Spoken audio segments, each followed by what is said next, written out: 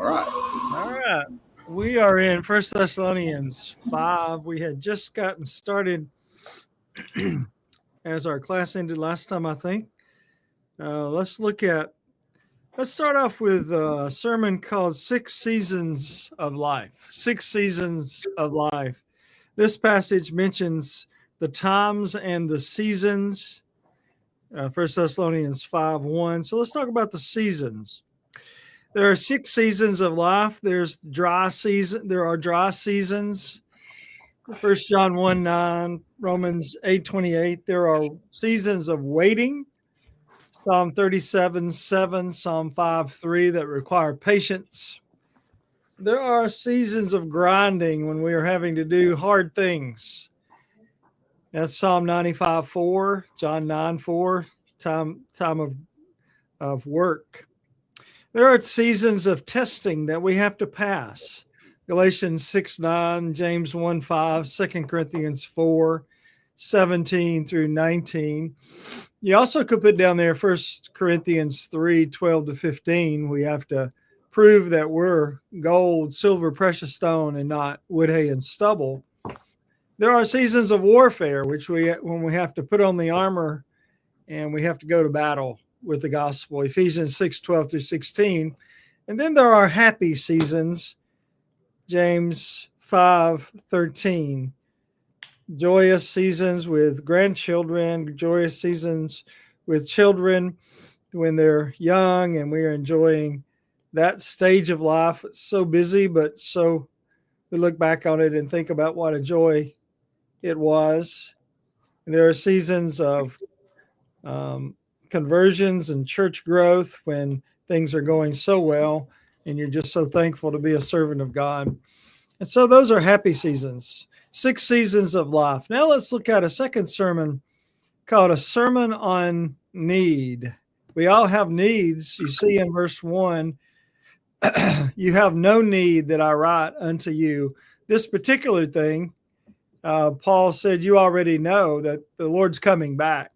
But he goes ahead and explains more to them, reminds them, and then builds on what they knew. But here's a sermon on need. Number 1, our Father knows our needs. Matthew 6:8. He wants us to tell him our thoughts, our needs, ask him, but he knows what they are. And also verse 32, Matthew 6:32. The sinner needs a physician. Mark 2:17, Luke 15:7, and Jesus is that good, great physician, the good shepherd. Singles may need a spouse. 1 Corinthians 7 through 9 and 36. Paul did not choose to marry, and that's acceptable with God to stay single. But many desire a spouse. And 1 Corinthians 7:7 says it's better to marry than to burn. And so that's how the physical needs can be met. Other needs are met in marriage. Number 4, Christians need each other. That's 1 Corinthians 12:21 and 24. All of us need grace to help in our time of need. Hebrews 4:16. We need patience to receive the promise. Hebrews 10:36. And then heaven needs nothing. Revelation 21:23 to 27. It will be a perfect environment for all of eternity. It will never run down, get old, deteriorate, change. It will always be perfect. 1 Peter 1:3 and 4. To an inheritance incorruptible, undefiled, fadeth not away, reserved in heaven for you. All right, there's one more on this screen before we switch over to the text. Let's look at verse 1. But of the times and the seasons, brethren, ye have no need that I write unto you. For ye for yourselves know perfectly that the day of the Lord so cometh as a thief in the night. So he's saying you know what's coming. You understand that there's going to be a return of Christ one day. And that's part of the reason he's writing the book, especially the previous chapter. They were confused about some things about the second coming, but they believed in the second coming. Now, the last part of verse 2 says, cometh as a thief in the night. So here's a sermon on as a thief. You have false teachers that are thieves. Thieves, sometimes they're out for mercenary gain, and that's the reason they teach false doctrine, so they can make merchandise of God's people. Sometimes they're not after false gain, but the effect of what they do is to steal souls from men, because they lead them away from truth, and they lead them into error, which has the result of causing them to be lost. Number 2 on a sermon called As a Thief, mixing commercialism with worship. Matthew 21:13. Matthew 21:13. We want to avoid the motivation of greed, and we want to avoid the appearance of commercialism.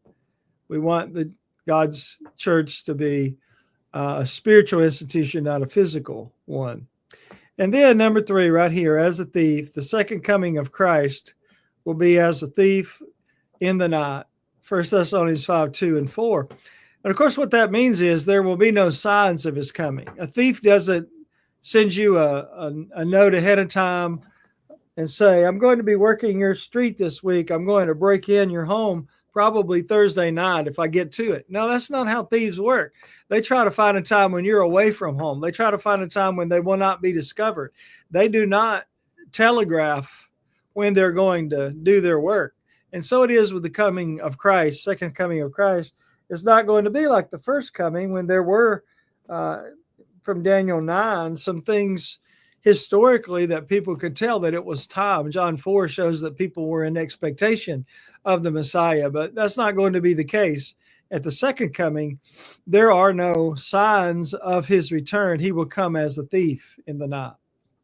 All right, that's all in the first couple of verses. Let's move over to the screen and talk about verse 3. For when they shall say peace and safety, the they there are false prophets, then sudden destruction cometh upon them as travail upon a woman with child, and they shall not escape. This was a treasonous verse for Pax Romano, the peace of Rome, because this says that there's going to be a sudden destruction that's going to come upon citizens, in this case the false teachers, those that are without faith, true faith in God. I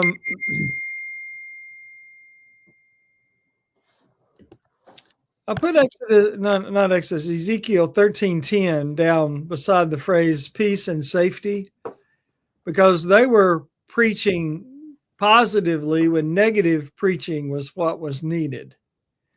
Everybody likes positive preaching, makes you feel good, encourages, and we need a lot of that kind of preaching. But we don't need that kind of preaching when negative preaching, a warning, is needed. We need both kinds of preaching, just like a balanced diet physically includes some things that aren't as tasty as dessert. They aren't as tasty as bread, but we need protein and we need other nutrients coming through our diet. So it is in a sermon diet in a local congregation. You want to plan your menu so that you cover all the bases, so that they get the negative warnings that the Bible has, as well as the positive encouragements that the Bible has, because God is using different buttons to push in his children's lives to result in good behavior. Sometimes we respond positively to lessons that are negative. In other words, the positive is not our feelings, but our behavior. Like if we have a sermon that is about some sin that we're involved in, maybe gossip, maybe lying, maybe lusting, maybe laziness, whatever it is, we hear a sermon on that subject with the Bible verses and what God says about it and what God will do about it as far as punishment. Then we say, I need to make some reforms. And that's a positive sermon because it has a positive result. It helps to prepare me for the judgment day. If all I ever hear are, behold the lilies, how they grow, or God loves you, which are good sermons and important Bible doctrines. But if that's all I ever had, it's like eating dessert for every meal. It's not going to produce a healthy body. And so my soul needs a balance in preaching. So false teachers have always been prone to this mistake, peace and safety, because they're more about the result that they gain from the preaching than the good of the hearers. And we cannot be the kind of preachers that focus on just how we feel and how we make people feel, but actually long-term spiritual growth. The sudden destruction shall come upon them. So no one's going to get away with preaching doctrines that are false in the long run, nor doctrine that is imbalanced in the long run, but will be called into question or called into judgment for either of those. Now, the next part of the verse, as travail upon a woman with a child, what that's saying is that there's going to be an unexpected return of Christ, and those that are preaching peace and safety, that there's not going to be a return and everything's fine, just like Second Peter 3 talks about those who say that he's not coming back because it's been so long, and if he were coming back, he would have come by now. And so they're scoffers. They disregard the Bible's teaching, but he is going to come back. And when he does come back, he's going to catch some people at unawares. Just as a woman who is expecting a child, she is going through activities of the day and suddenly her birth pangs come. She says, oh, it's time. She's going to have to stop everything else because her moment of travail has arrived. She's got to deliver this child. And that's the figure that he uses for the second coming. There are two figures used here, one in verse 3 and one in verse 2 and verse 4. The first one we already saw in verse 2 was as a thief, and this one is as travail upon a woman. So the second coming of Christ will be unannounced, and it will be surprising and unavoidable. A woman whose time to deliver has come, she can't say, well, I'm going to put this off. I think I'll do this tomorrow. Or I'm busy this week. I'm going to do it next week. No, once that time comes, as Veronica well knows, working with mothers, expectant mothers, that's going to happen because God has created the human body to work that way. Now, the next note that I have is, just some additional verses. I'll make it a little larger on your screen. You see Mark 13:8, Matthew 24:8, and Acts 2:24 are verses that also have this concept of expectant mother. It signifies all of these things, and I think I brought these out in the discussion, but if you're making notes, these would be the key words. It signifies inevitability. Once a woman is expecting a child, it's inevitable that she's going to have that child. 9 months later, 40 weeks later, whatever it is, barring a death, an abortion, if she takes the life of the child, or a loss of a child, then that child is going to arrive because that process has been begun. The same thing is true with Jesus' return. It's inevitable because God decreed it, and God cannot lie. Once God says something, that thing is going to happen. So Jesus is going to return. The second word is unexpectedness. We see that in the thief illustration. The third word is suddenness. You don't necessarily see that in the thief, but you do see it more in the woman with travail. She may not have any inkling that today's the day, and suddenly she knows that it is. And so that's the way it will be for some, even for all, when Jesus comes again. The next note that I have is with the phrase with child. And so that literally says in the belly. And you could put Matthew 1:18 there, where Mary was expecting. the Messiah. She was with child. And the last note on verse 3 is the last part of the verse says, and they shall not escape. So there will be no shows at judgment. There will be no one who will somehow be able to skirt around and not have an appointment that they will keep with the judge. It is inescapable.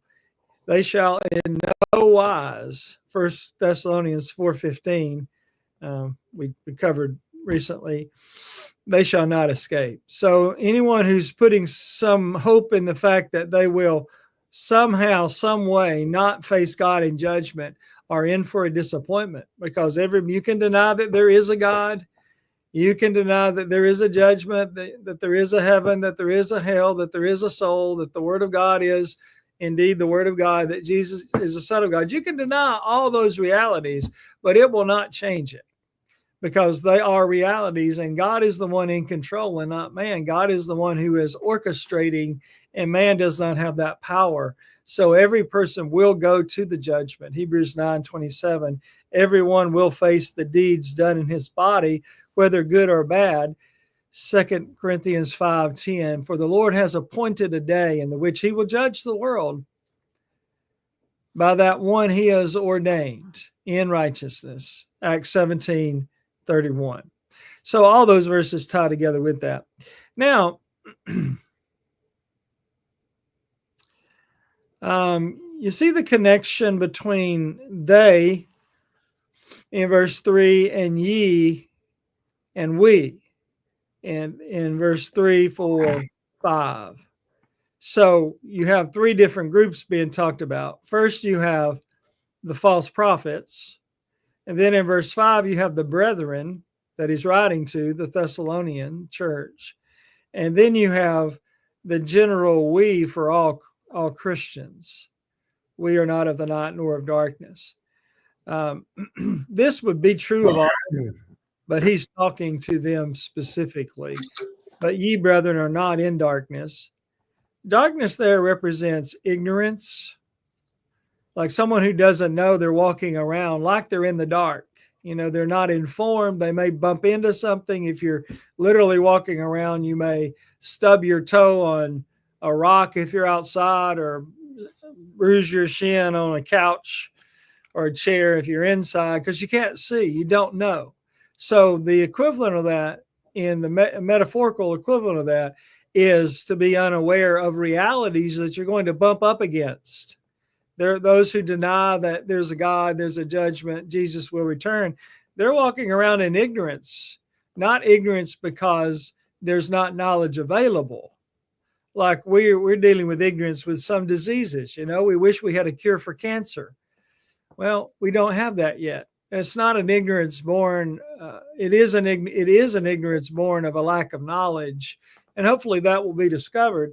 But there are other things that are readily available that people don't research, and then they don't know, and they make bad decisions that they would not have made if they had just learned about this. Maybe if they're looking to buy a house in a certain community or on a certain road. But there are reviews available online. It may be that this house has flooded before, and that will come out if they do a little research or talk to a neighbor or two. But they just like the house and they buy it sight unseen or just quickly, and they made a decision based on ignorance that could have been avoided. Many people are like that when it comes to Christianity. They just are ignorant of the second coming of Christ when they could be knowledgeable and be prepared. That day, that's the second coming, should overtake you as a thief. That's a Hebraism, a Hebrew way of speaking. We've seen some of those already. Now, anybody have a comment down through verse 4? That's the end of another sentence. Anybody have a comment or question?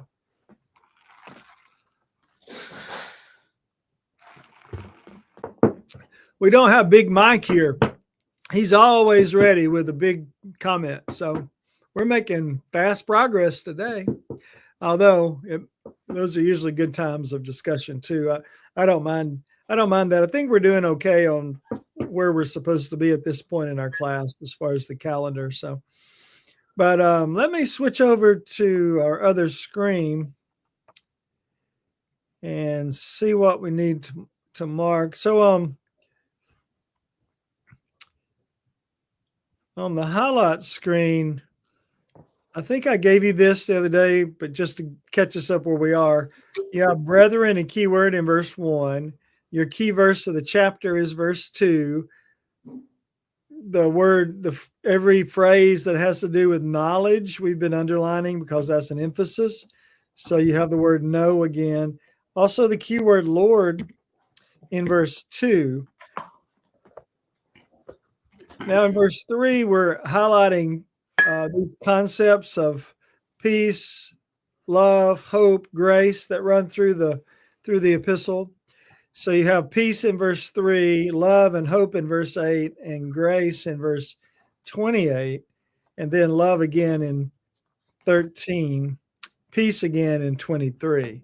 So if you want to mark those as we go through this chapter, I don't know if I'll show you this screen again, so you might want to go ahead and do that. I'll go ahead and take time to do the entire chapter as far as the words, the highlights. So we'll take time to look at these. If you want to mark them or note them, however is best for you. So we did down through verse 8. We did down through verse 8. Then verse 9, we're marking also God and Jesus Christ, the Holy Spirit, every time they're found. So God is in verse 9 and Jesus Christ, verse 9. The word Lord is a highlight. What was it? 25 times the book uses Lord. So we've been marking those again down in verse 12. Then the word brethren in verse 12 also.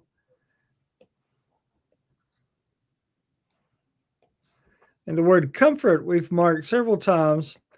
I don't know that I've given it to you every time, but there's comfort in verse 11 and comfort in verse 14. God and Christ Jesus in verse 18. Spirit. I've been using spirit, the color yellow, for both spirit and the Spirit's word, the Spirit inspired word. But here it's just the Spirit, not the word. Then in 23, you have two references to God, Lord, Jesus Christ. Then in 25, 26, 27, brethren, brethren, brethren, and Lord in 27.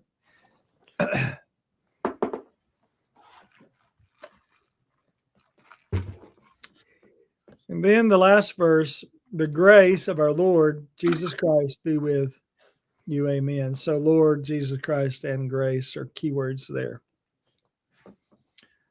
All right. Anybody miss anything? You want me to go back? You want a full screenshot of it right there? If you want to take that, then that way you can transfer those later. I'm going pretty fast, so it might be hard to find those and mark them as we go. All right, now I'm going to switch over to the next screen, which I think will have a sermon or two maybe. Down through verse 4. So let's do one called Overtaken first. You can be overtaken by anger. Deuteronomy 19:6, a flare or flash of anger can be a very dangerous occasion. I think about Ephesians 4:26, be ye angry and sin not. So that's a permissive imperative. It gives us permission. It's a command that is permission. So it's not a sin to be angry, but don't sin when you're angry, that you sin not. So guard your tongue, guard your fist, guard your, whatever it is that you're going to use to retaliate against someone. Don't do that. What verse is that in? Ephesians 4:26. No. What? Oh, I'm sorry. Overtaken is in verse 3. Verse 3. Yeah. And actually both have the concept, but the word, I correct myself, is in verse 4. She's overtaken by travail in verse 3, but that day should overtake you. Verse 4 is actually, and I need to put that in there. Verse 4. And then you can be overtaken in a fault, Galatians 6:1-2. And then you can be overtaken at the second coming of Christ, which is right here. So I would imagine that you could add to that list if you did a little research or maybe just off the top of your head. But that gets you started on a sermon, Overtaken. And there's a couple of movies, maybe 3, but at least 2. Taken, yeah. And I have seen 2 of those. They're pretty good movies. I don't know. You may have a conscience issue with, they're not R-rated, I'm sure of that, or I wouldn't have seen them. But anyway, I try to be careful referencing movies in sermons because some people have different conscience. It's about a guy that's trying to save his wife and his daughter. I mean, you know. Yeah. The movie, pretty good value. The theme is not bad at all, but I don't know about the language. That's why I was talking about language, or I don't think there are any sex scenes or anything like that in it. No. But anyway, just throwing that out there. Everyone uses his own judgment about sermon illustrations, and sometimes they're very helpful, but they can also get us in trouble if somebody disagrees with us. All right, the next one is all God's children. So this is from verse 5. So I'll get ahead of ourselves a little bit, but it says in verse 5 that ye are children of light. That's a Hebraism also. Children of means to be characterized by light. But let's go through this list. All God's children. We are children of God. Matthew 5:9. We are children of the kingdom. Matthew 8:12.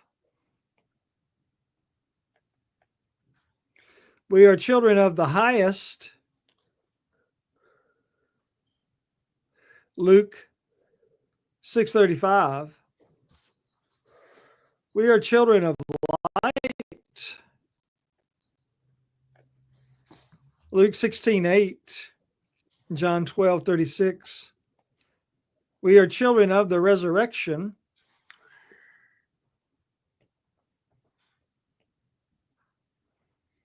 Luke 20:36.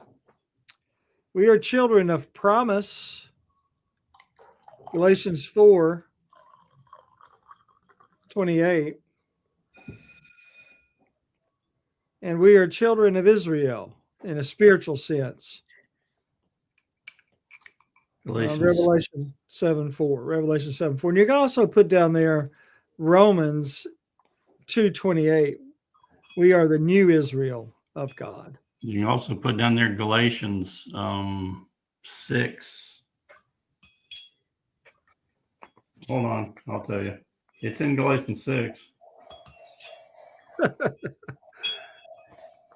Well, that gives me time to correct my terrible handwriting on this line anyway. Maybe it's not 6. 16. Well, it doesn't say children, though. But it does say upon the Israel of God, 6:16. Yeah, we could just put CF there. It doesn't have to, the same concept. So just put CF, Revelation 7 for CF, Galatians, which means compare, of course, 6:16. All right. I found this new little tool, or not tool, but feature, function of GoodNotes where you can just scribble over and it erases. So that's a lot faster than having to change tools all the time. Anyway, I don't know if any of you are using the Remarkable Bible or not, but that's a nice little tool. All right, now let's move over to the left and talk about walking in darkness. And that's from verse 4. Ye are not in darkness, but those that aren't believers are in darkness. So here are some characteristics of walking in darkness. The passages to use in your introduction or somewhere in your sermon are listed below the title there. I'll read those to you. They're not real neat. So 1 John 1:6, 1 John 1:6, John 8:12, 1 Peter 2:9,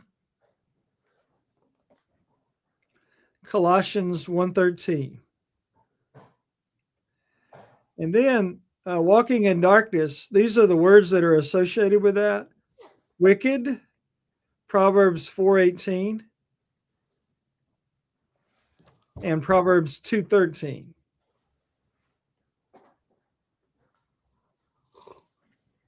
The next one is rejecting Christ is walking in darkness. And that is John 3:19. John 3:19. The next one is serving two masters. Serving two masters is walking in darkness. You can't serve two masters. You got to pick your choice, pick your master. And that's Matthew 6:22 through 24.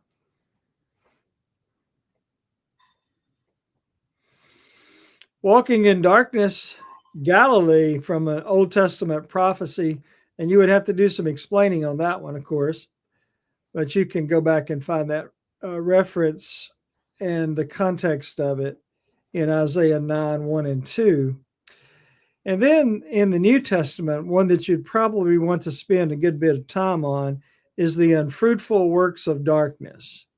Unfruitful works of darkness in Ephesians 5:11 and 12.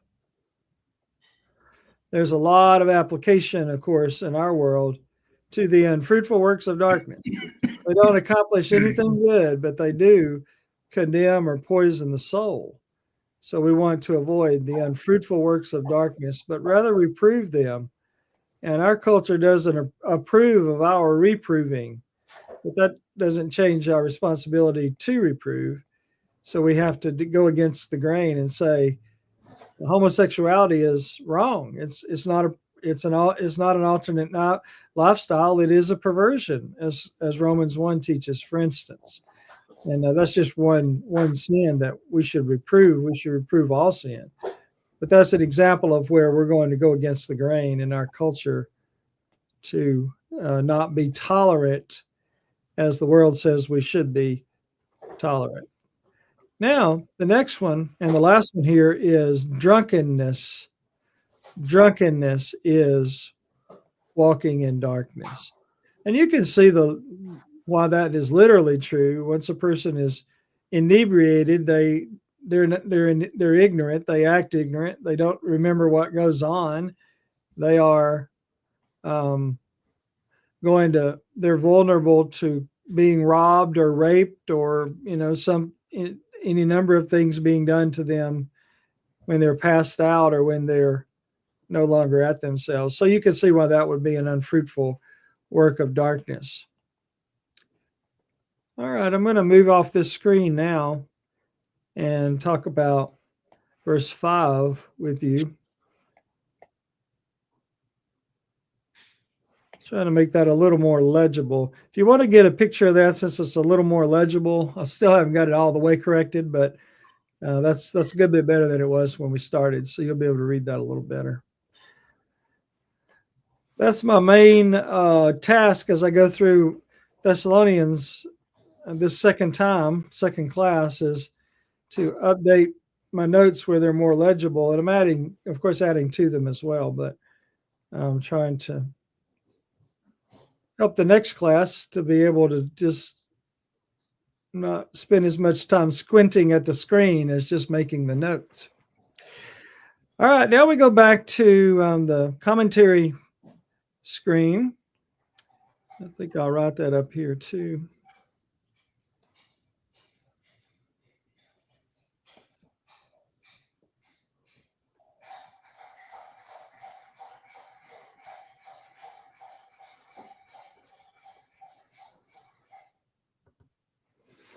All right, we go into verse 5.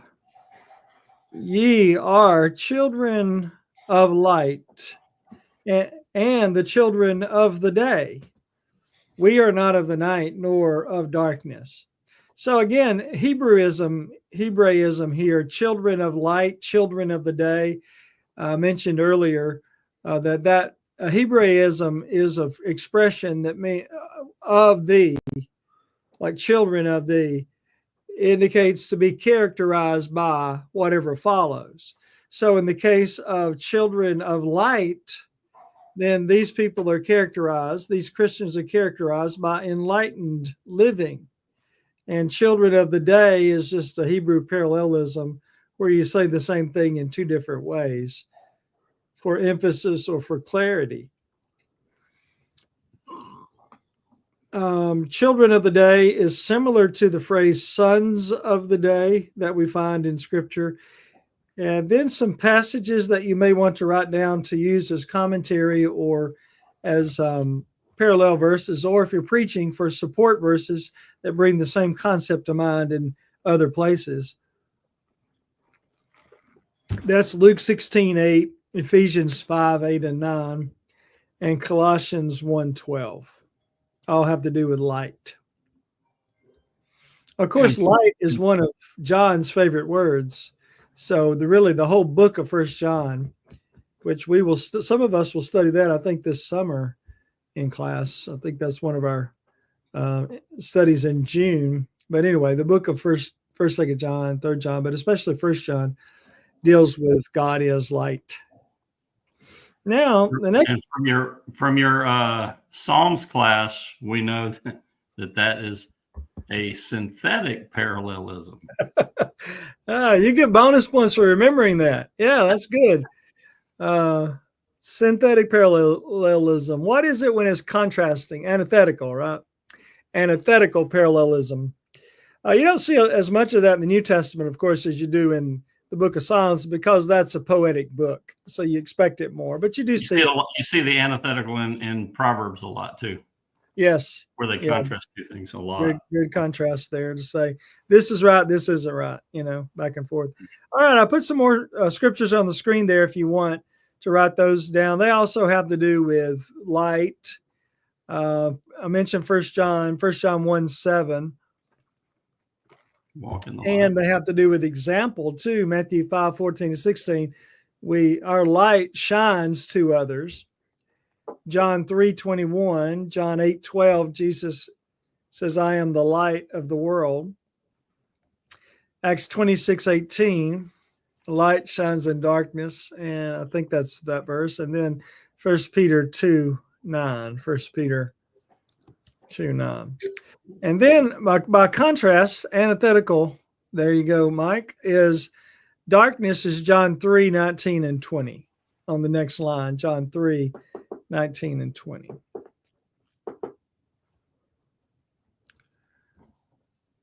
All right, I'll leave that one on the screen just a minute. And I see you're still writing, some of you, maybe all of you. Let me check our time. We're doing fine time-wise. All right.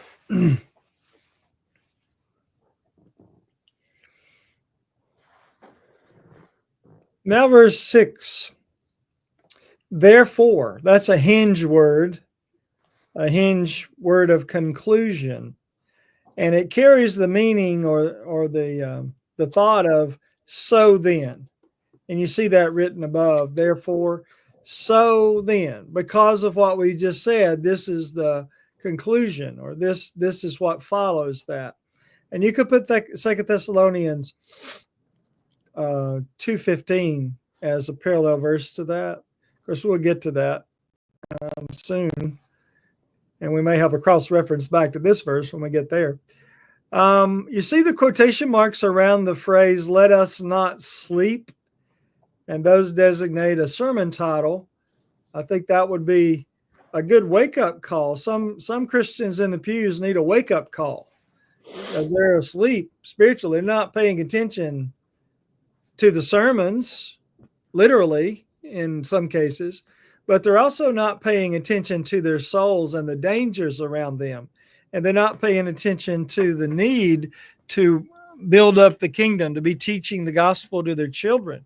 You better wake up, because your children are going to grow up. And if you don't teach them when they're young, then you may not have that opportunity later. In fact, you probably won't. It's hard to reach children once they get to be teenagers, and certainly adults. And then other people have come into their lives that have different views than you often. And their friends at school that have a lot of influence on them, and a spouse that they marry. And that's going to have a whole lot of influence, even more than you. Mike, do you have yes, Mike? Yeah, the other Mike's not here, so I'm going to take his place right now. Good. That's one of the passages that I think is misunderstood most of the time when it says, train up a child in the way he should go, and when he is old, he will not depart from it. People think that means that when they leave your house, they're not going to forget about it. No, that means that seed is still in there. And if you don't plant it at all, that soil is going to get too tough for you to plant in. So if you plant it while they're young, they may leave, they may run off, they may submerge themselves in all kinds of terrible things. But in the back of their mind, just like that young man, the prodigal, in the back of his mind was still that seed of, at my father's house, the servants get treated better than I'm being treated right now. Yeah, absolutely. So it's not that if you teach them, they're never going to walk away. It's that you have to plant that seed, because you're not going to be able to plant that seed later. That's exactly right. Excuse me.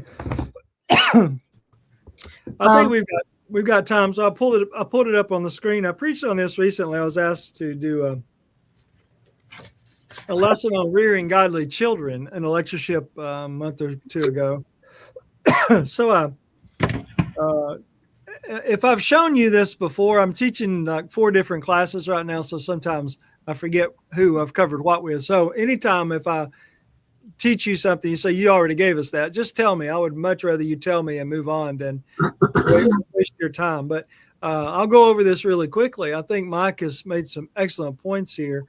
And I think this is a passage that is often brings a lot of guilt on parents that is not deserved. Now, a lot of parents deserve to feel bad because they neglected their children when they were young and they can't go back. That's true.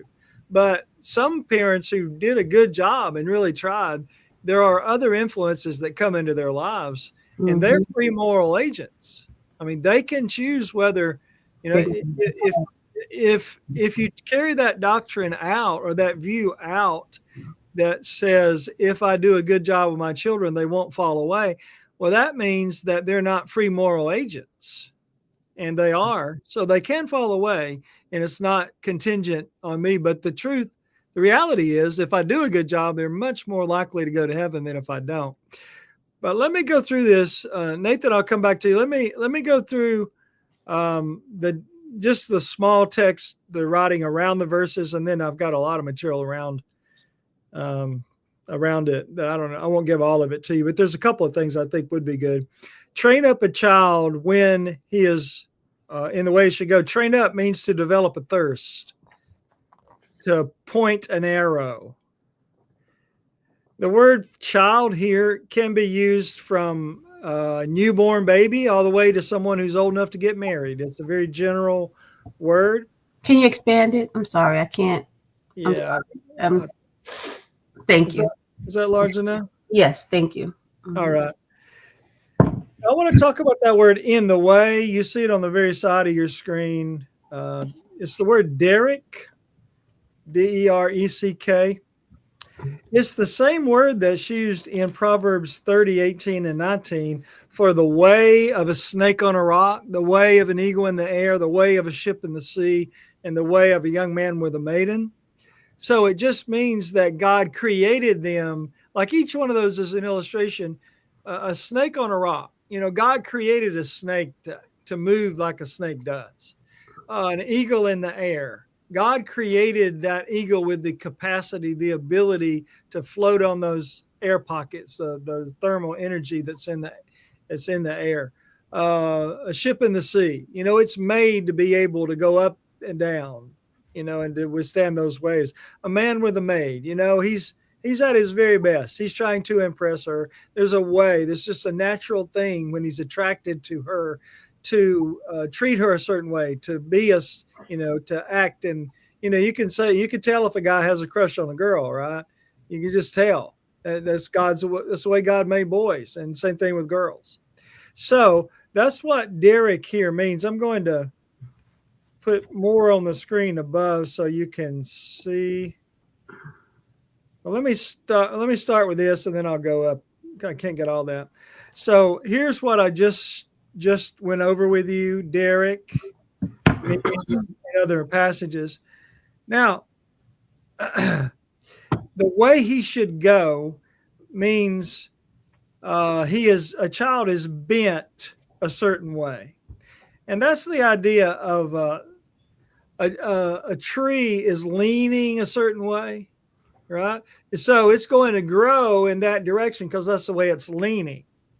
And a child is born with certain characteristics, a personality, and she's going to lean toward being a student, studious, being athletic, being social, there's a lot of different. In fact, right here, you have some of the bend possibilities of children. They can have a strong or pliable personality. If you have children, you probably would say that they're not the same. I ask that question sometimes when I'm preaching, about, are you the same as your brother or sister? And everybody just sort of laughs. It's like, we're opposites, Or what about your children? Were they all the same? No, they were so different. Yeah, it's just the way God made children. Some have a very strong personality, takes a lot of discipline. Others are more pliable. You can just look at them and they'll start crying, because they know you're upset with them. It's just different. Then some are born stubborn. There's a famous story my mom tells about me when I was about 3, I guess. I was so stubborn to put up my toys. My dad spent an hour whipping me, trying to get me to do what I was supposed to do. And finally I did it. He broke me, but I'm glad he did. I don't remember that. But some children are stubborn. Some are aggressive. Some are cooperative or willing. Happy-go-lucky versus serious, creative, free spirit versus an academic, practical versus technical. Those are all in the mix of a child. And you can find any number of these in one child, but usually they'll be on one side or the other, depending on the person. Yep. Now I'm going to go up to this box and show you how that this is not a guarantee. What Mike said is exactly what this is teaching. And that is, if you plant the seed, it's always going to be there. I'll tell you before I show, I'm going to put this on the screen so you can be writing it, but I'll give you an illustration. I baptized a man who was in his 80s. He's dead now. I really grew to love this man.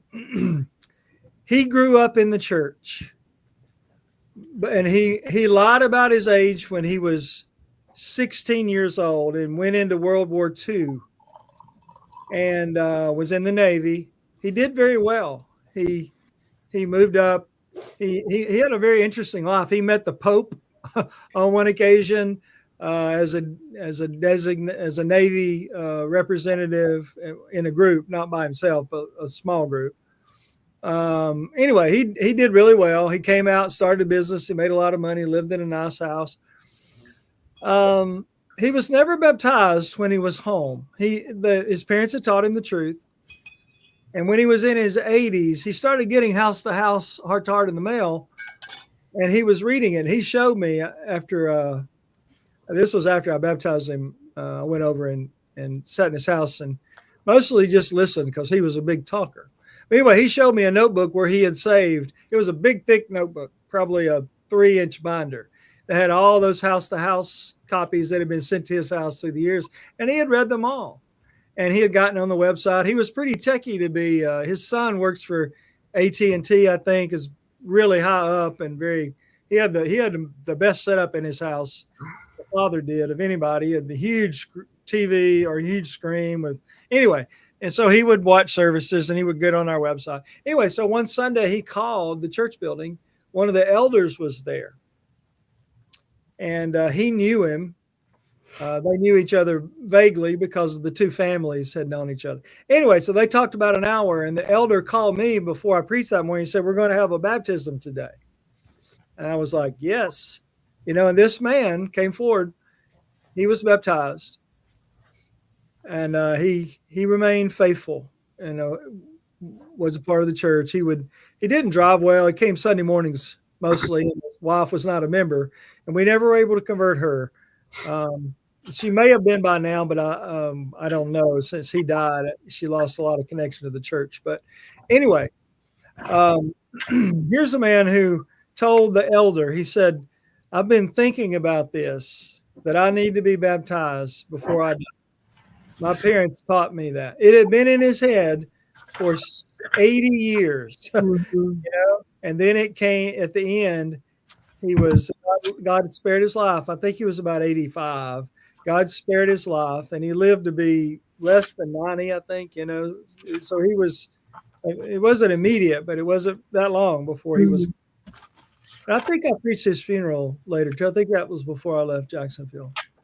Just a lovable man. But anyway, I think what Mike said is that's an illustration of it. It had been in there. But there are others that learned the truth when they were children like him, but they never come around. They didn't have the same character as this man had, and they weren't, maybe they were killed before they had the opportunity or died before they had the opportunity, or maybe they just were too embarrassed to say, "I've been wrong all these years." But generally speaking, a person that has Christian parents teaching them they're going to remember that, and there's going to be something in there that hopefully they'll act on. Now, here's a chart, and you've probably had time to copy this or get a picture of this now. So Proverbs 22:6 is not an absolute promise. And there are a lot of Proverbs that are like this. They make a statement that's generally true, but not always true. Like Proverbs 15:1, a soft answer turns away wrath.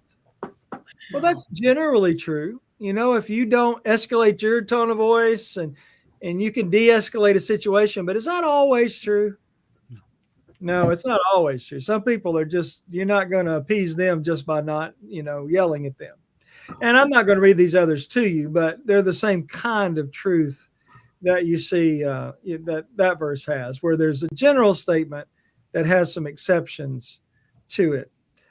All right. Can I take a picture of those? Yeah, I'll show them to you. I'm just debating on how much to actually.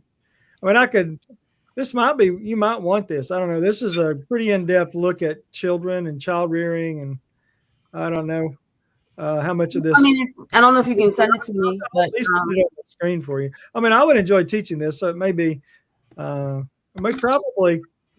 think we'll have time to do it. So I won't do all of it. I'll go fast through some of it, but 15,000 children are born every hour in the world. That's the way I started the sermon. I think that's interesting because it gets people's attention. It's like, really? Whoa, I never knew that. Right. And they don't come with the owner's manual, do they? It's like, but then pause for a minute. If you preach this, pause and say, or do they?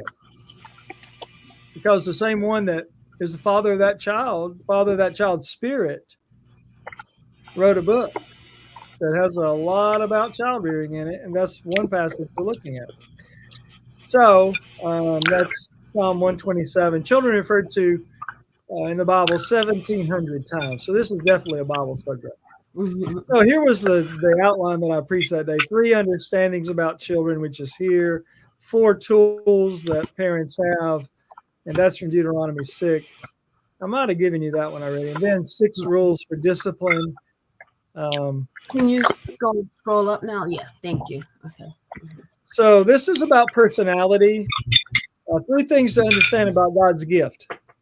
God gave you a gift, a child. Well, you need to understand some things about your gift. Mm-hmm. Number 1, each child has a spirit from God. Yes, he's cute. Yes, she's beautiful. Physically, she looks like you. He looks like you. But he has a soul. She has a soul, a spirit. The word spirits in Hebrews 12:9, father of spirits, can mean mental disposition, personality. That's interesting. He's a father of personalities, not just the father of the eternal part of man, which is also true. Each child is fearfully and wonderfully made, Psalm 139:14, which is physically, but it also includes emotions or the personality.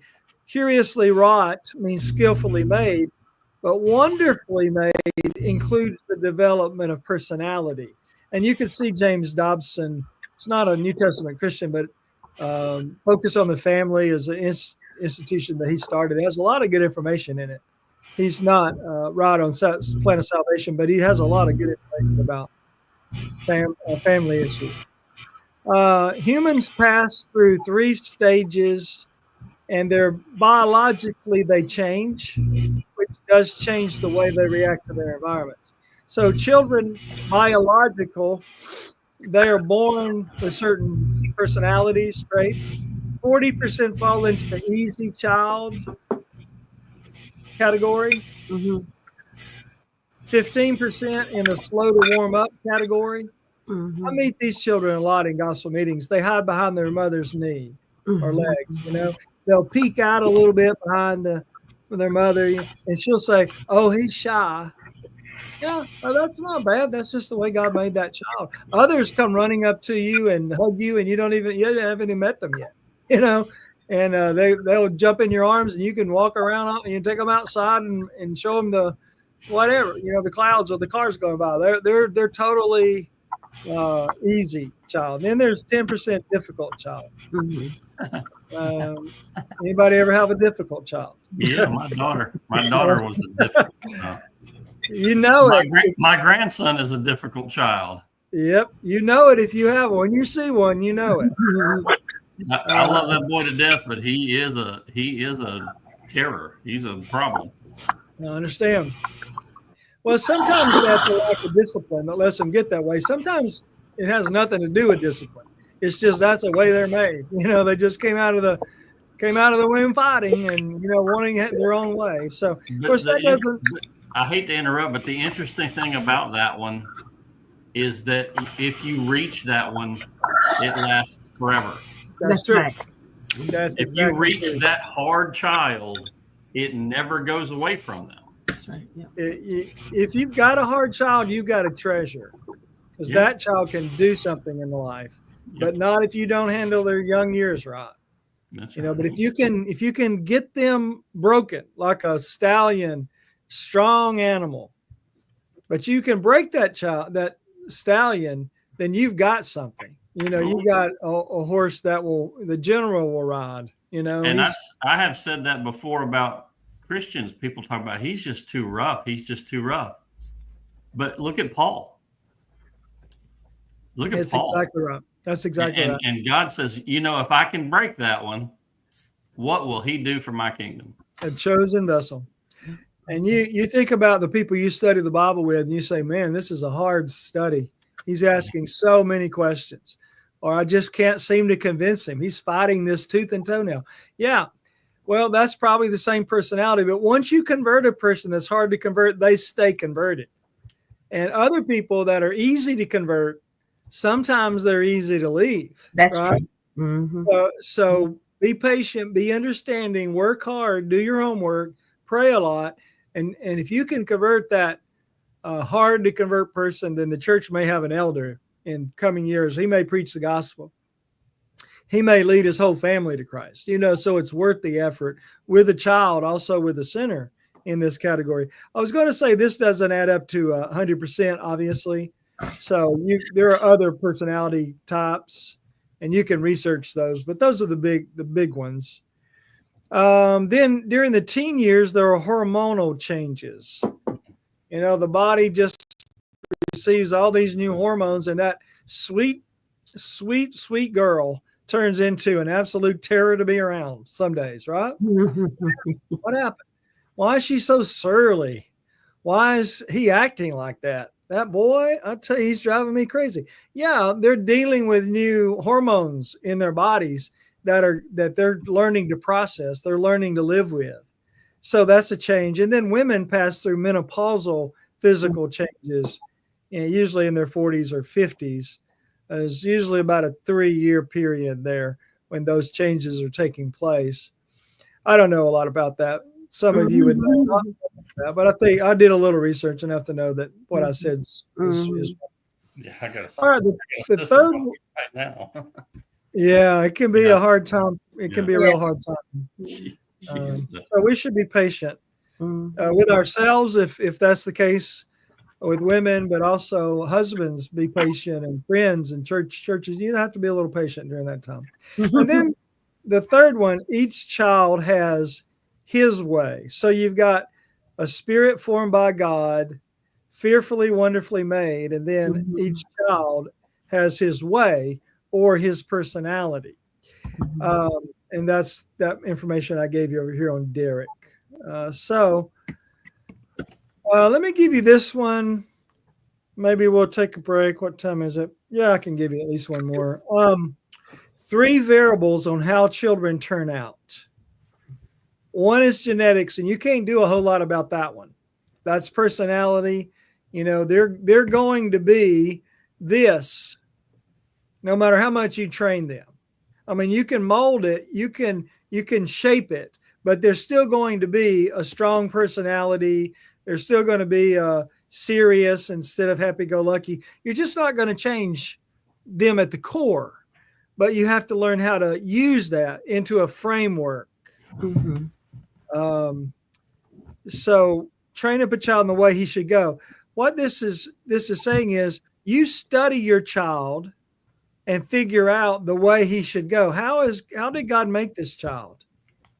Is this child going to be my preacher boy?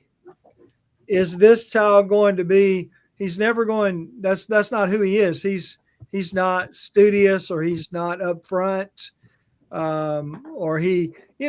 There you say, well, this child may be my song leader, my missionary, my Bible class teacher. She's going to be a great mother one day. You can look and see and point the child in a direction where they will be successful. That you will see that before they see that. And they may not see that until it's too late, to really to choose a path, so you can help them choose it.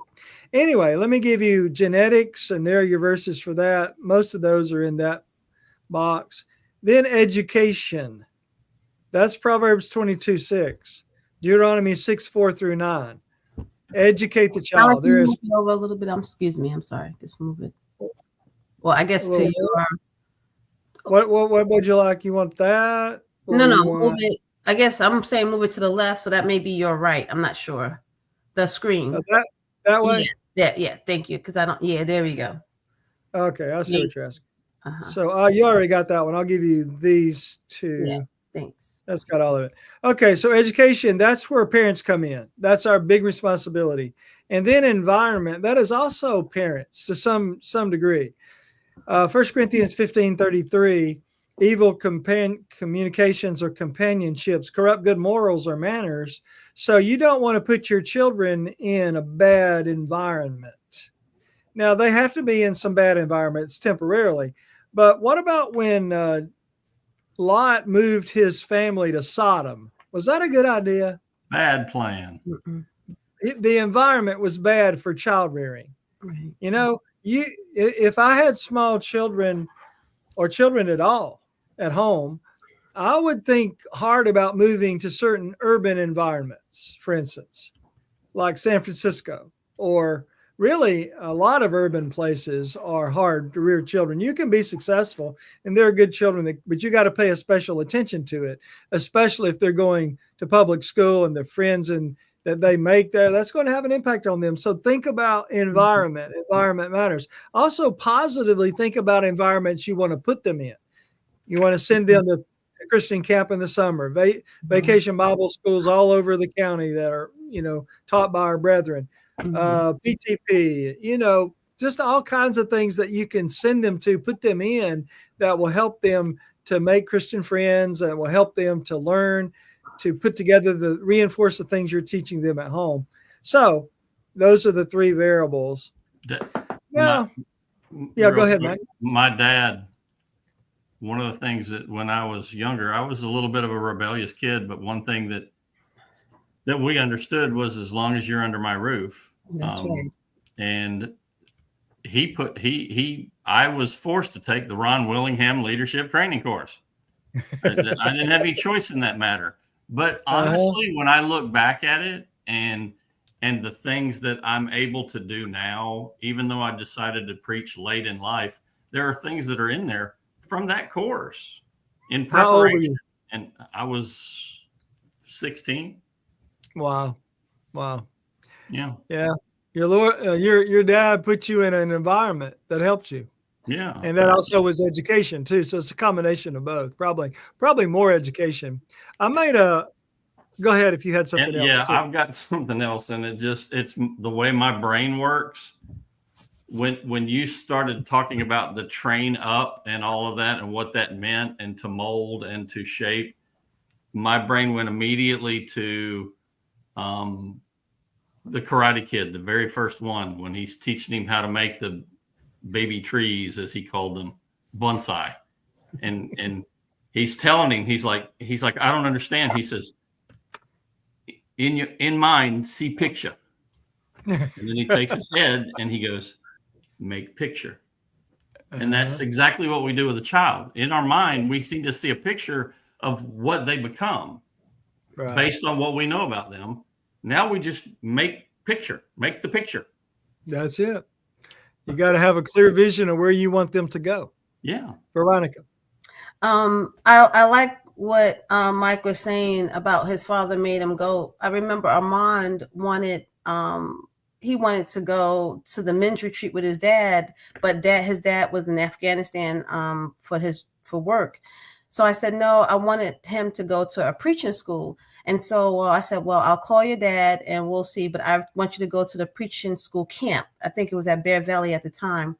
And so Amon was like, I don't want to be a preacher. I don't want to be a preacher. I was like, you don't have to be a preacher. I just felt it was a good environment. And I didn't want him to go with even though I knew the gentleman, I didn't feel comfortable with him going to the men's retreat without his dad.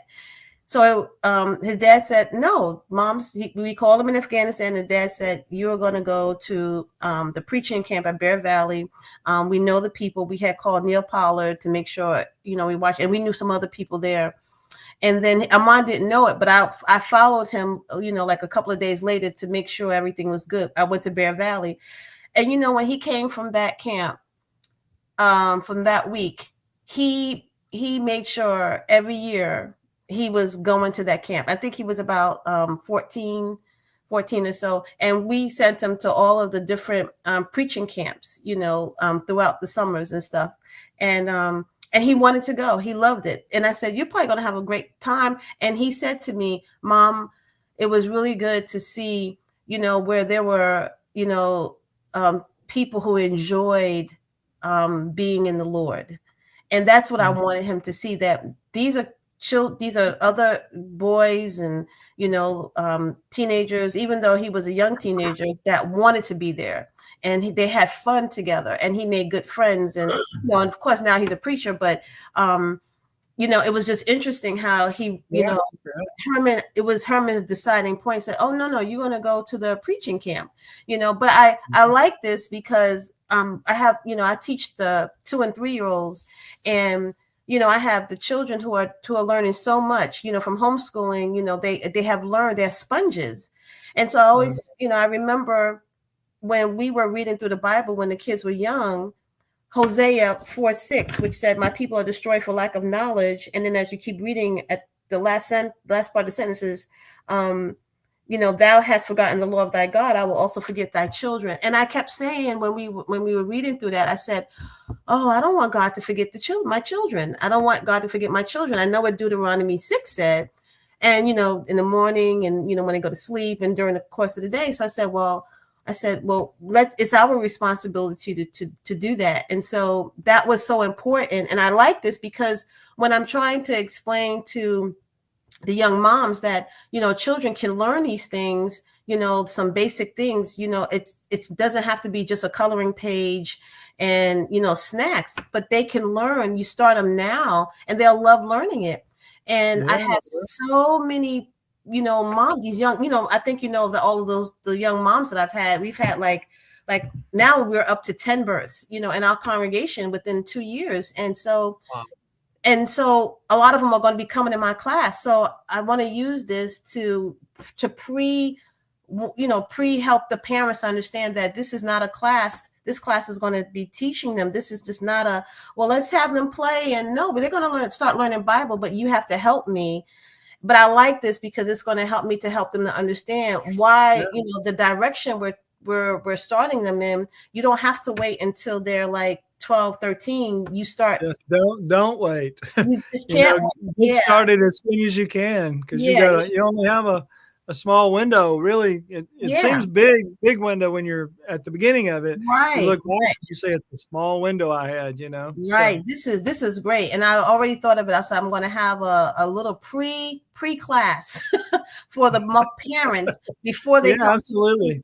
This would be good information to teach those mothers. Yes, because the younger moms, they just think that, and I'll say, no, they have to learn the books of the Bible. They have to understand, who the apostles were, why Jesus was on the cross, why do we pray, all these different things. And, one mom, when she actually had to sit in a class because, I think I was going to be out for a couple of weeks. And so she said, well, I'll help because I can't get anyone to help out except for Renee.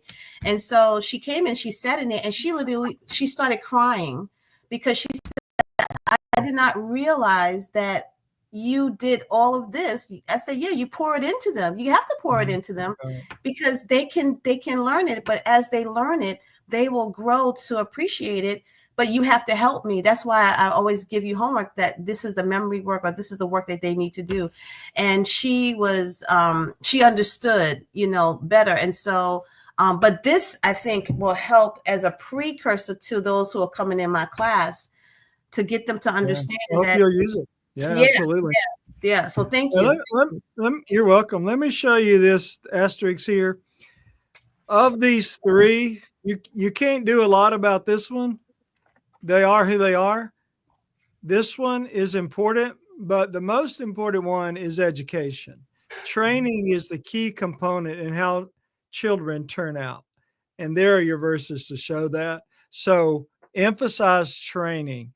Environment, you can say, well, I put them in a good school. I put them in a boarding school or what? No, environment's not going to train your child. You can, that will assist you, but the training is on you. And that education is vitally important. Now I want to go into, and I know it's time for a break, but I'm going to go ahead and do a little more. If you need to take a break, then that's fine, but we will take a break in a minute. 5 child rearing mistakes. Tell me if you've ever seen any of these. Number 1, neglect training due to busyness, laziness, or relying on others.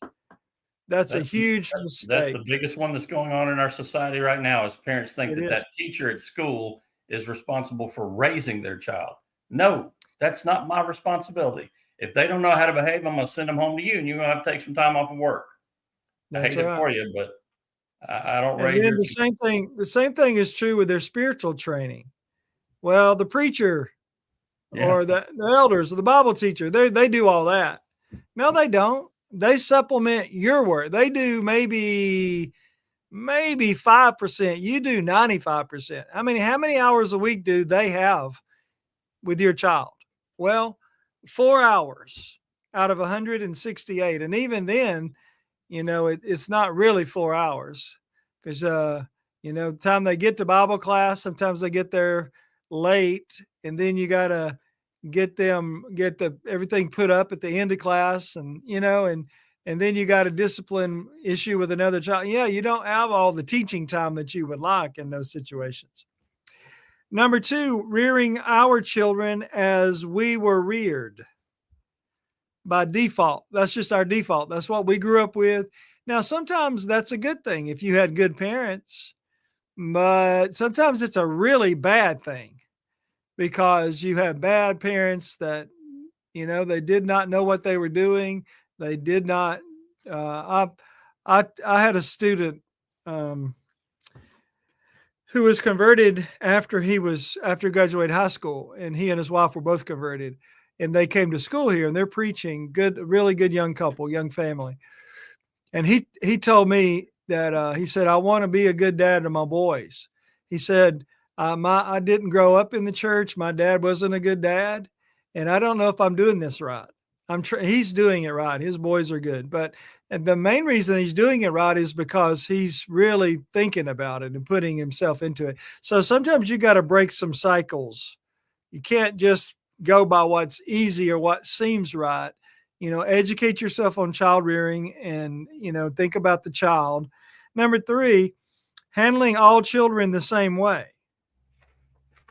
You got 3 kids, then you can't use the same techniques on all 3 kids because they're different, and what works with one may not work with another.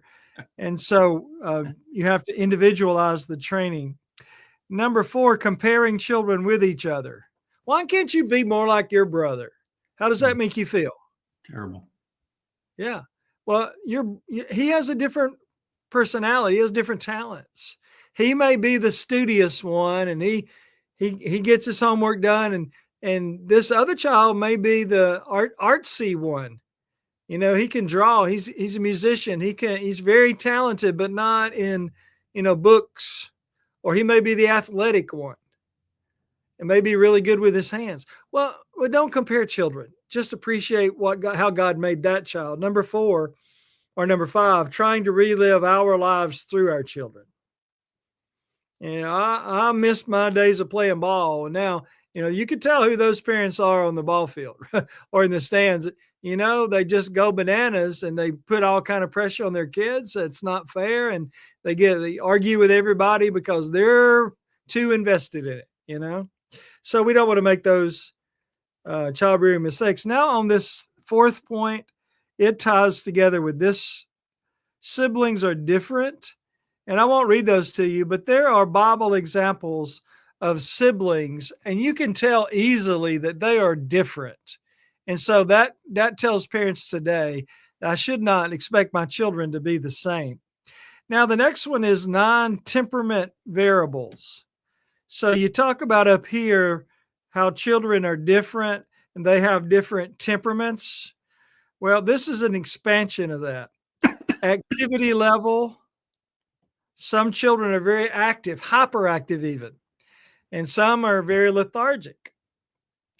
Regularity, that's a general term that refers to eating, sleeping, biological function. Some children are, it gets 8 o'clock, they just fall asleep wherever they are. Other children, they're not going to go to sleep until they absolutely have to. Well, that's just different personalities. Approach and withdrawal. That is slow to warm up or aggressive. Adaptability. Well, plans changed. Are they going to roll with it? Or are they going to be sullen about it? Threshold of responsiveness. What does it take to get a rise out of them? Mood. Some are moody and some are happy-go-lucky. Distractibility. Some have trouble in Bible class because they are easily distracted. And others are pretty focused. And then attention span and persistence. I met a young man on the road. I was in Arkansas in a meeting about a month or so ago. Went out to a family's house for supper. And they had 2 boys. Sweet boys, good boys. And she's homeschooling them, first generation homeschool. Anyway, they were very different boys. The younger one is very hyperactive, and the older one was just very intelligent. And he brought me a Lego ship that he had made. It was very detailed. It was large. It even had like a yarn drawn across the top that had flags hanging from it. You broke it apart. You could break it apart or open it up, and it had the engine room inside of it. I mean, this kid's like 6 years old. And his mother was saying, yeah, he spent 3 days doing that. Man, I wouldn't even spend 3 days as an adult doing something, you know, but he was persistent. And that's just his personality. That's a good illustration, I think, of what this is talking about. Some children will stick with something, some children won't. All right, I'm going to stop there and give us a break because this one, I will come back to this though, because I think this is sort of the heart of this whole lesson. And that'll be about it. It won't take that. We'll go through that, but then we won't spend much time on these last couple. And then we'll go back. We'll still finish chapter 5, which is what I wanted to do today in Thessalonians. But this is a good study. I think it's probably worth it. So let's take a 10-minute break. It looks like it's 9:22 my time. So let's come back about 9:30, about 8 minutes, 9:30-ish. Okay. I might be just a little bit late getting back. I have to run grab something to eat real quick over to the house because I am starving. All right, no problem. We'll give you, we may even, if you're not back, we may delay a little bit. Go ahead, run, go. Alan, Yes, Ernest. did you get my preacher and converts sermon I put in on the GST website? I saw 2 posts from you, but one of them was a memory verse, I think. And I didn't do look very good on that one. Sorry. Okay. I drug it into my GST folder, which I will look at. So in fact, I could probably do that while I'm on talking to you. Let me just pull that up and see what I got here. GST.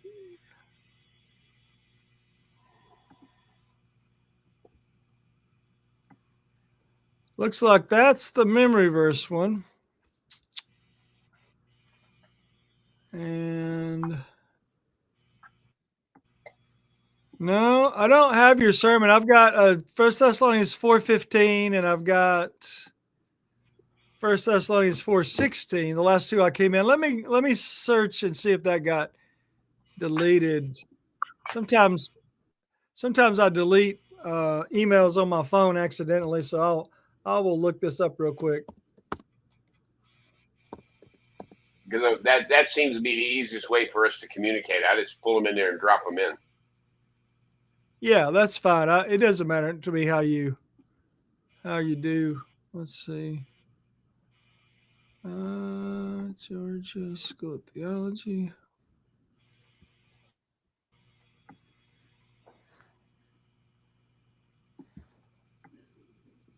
I'll tell you what, this may take me a minute to find it. If you want to repost it, you can, or I'll make a note to go back and find that because I don't see it.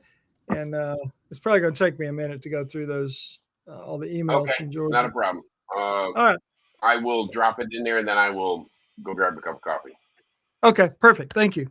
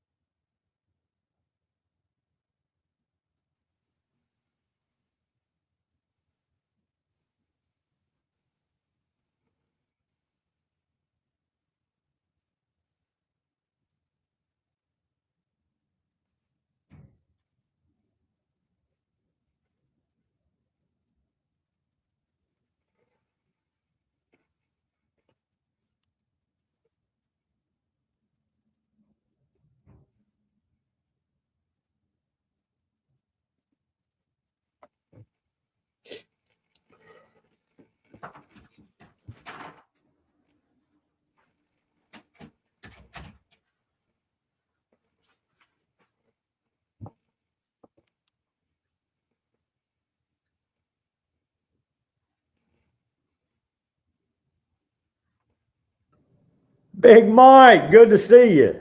Good morning, my brother. Good morning. Now we How can are start class. Yeah, now we can now we can officially start. We got Big Mike in the house. Good morning. Good morning. How did your appointment go? I got all the way out there and they had to cancel and reschedule it. Oh, Oh, man. That's You know, aggravating, isn't it? Yeah, but I'm still thankful. I'm not going to complain. No, it doesn't do any good. I'm learning Anyways. at whatsoever state that I'm in not to complain anymore, brother. There you go. That's a happy way to live. Yeah. How'd your preaching go on Sunday?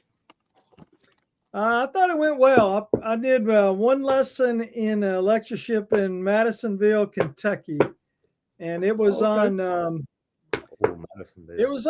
Acts 6 and 7, the resurrection appearance of Jesus to Stephen, and so I enjoyed that study. I hadn't preached on that a whole lesson in a long time, maybe ever. I don't know, but anyway, I enjoyed that study. Learned a lot. Got some good notes written in my remarkable Bible, and so I've got. I thought the people felt like it was worthwhile, so it was good. And then I heard. The second lesson was Keith Mosier on the conversion, the appearance of Jesus to Saul of Tarsus in Acts 9.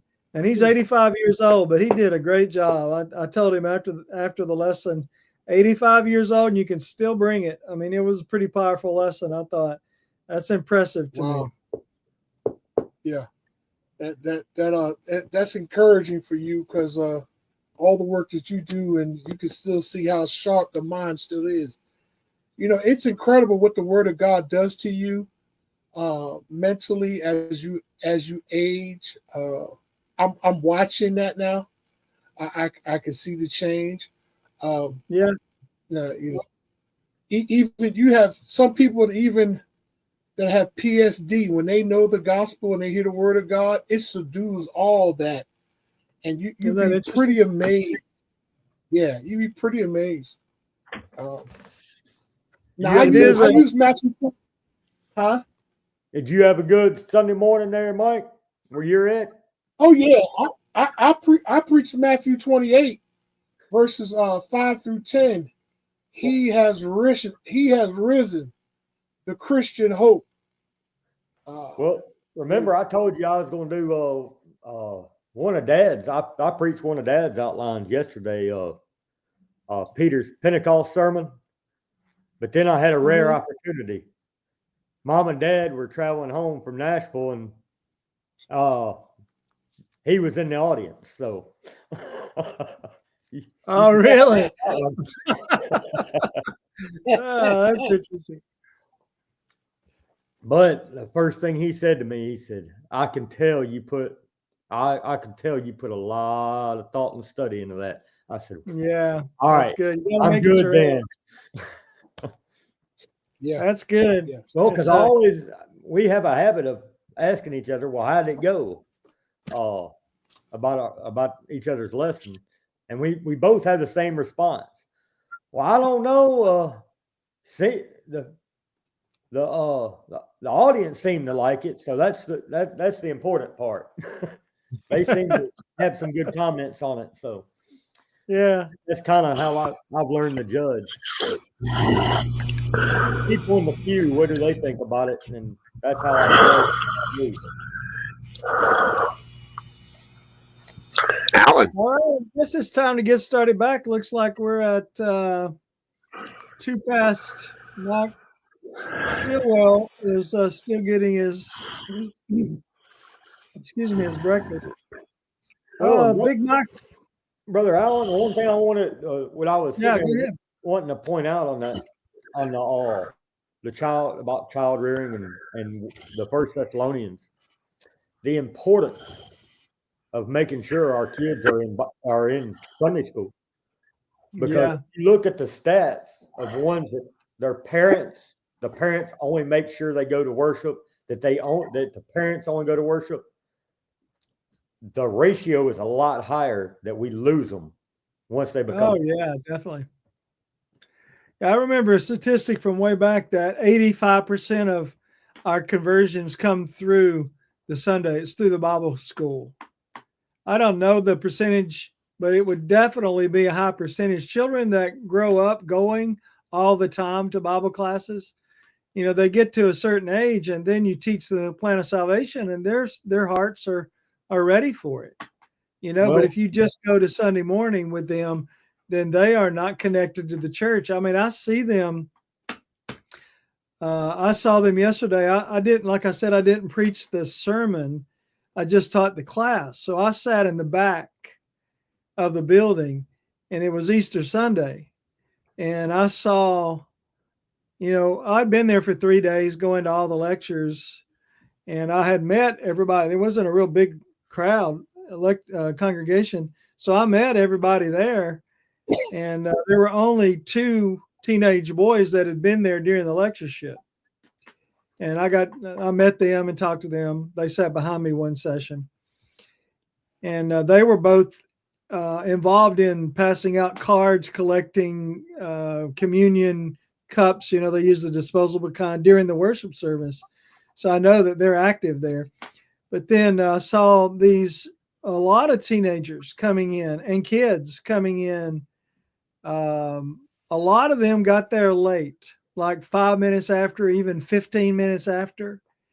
And they sat with their parents, and they looked like they were bored out of their skin. And I'm thinking, they've lost these kids.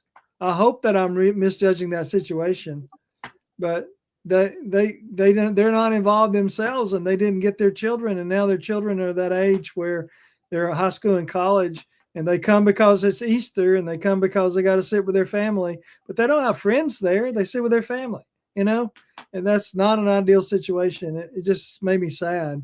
That reminds me of a lot growing up in Mobile. Our youth group was really tight, and our youth group sat together every Sunday. We had our pews that we took up. And that as a young, I think that connection forward to. Yeah, that's what I was going to say. That connection matters. Get away from your mom and dad, and then, of course, when dad says, "Well, where's your notes?" needed to produce those. Yeah. Or be able to at least say what you got out of the lesson. Yeah, that showed that you were paying attention.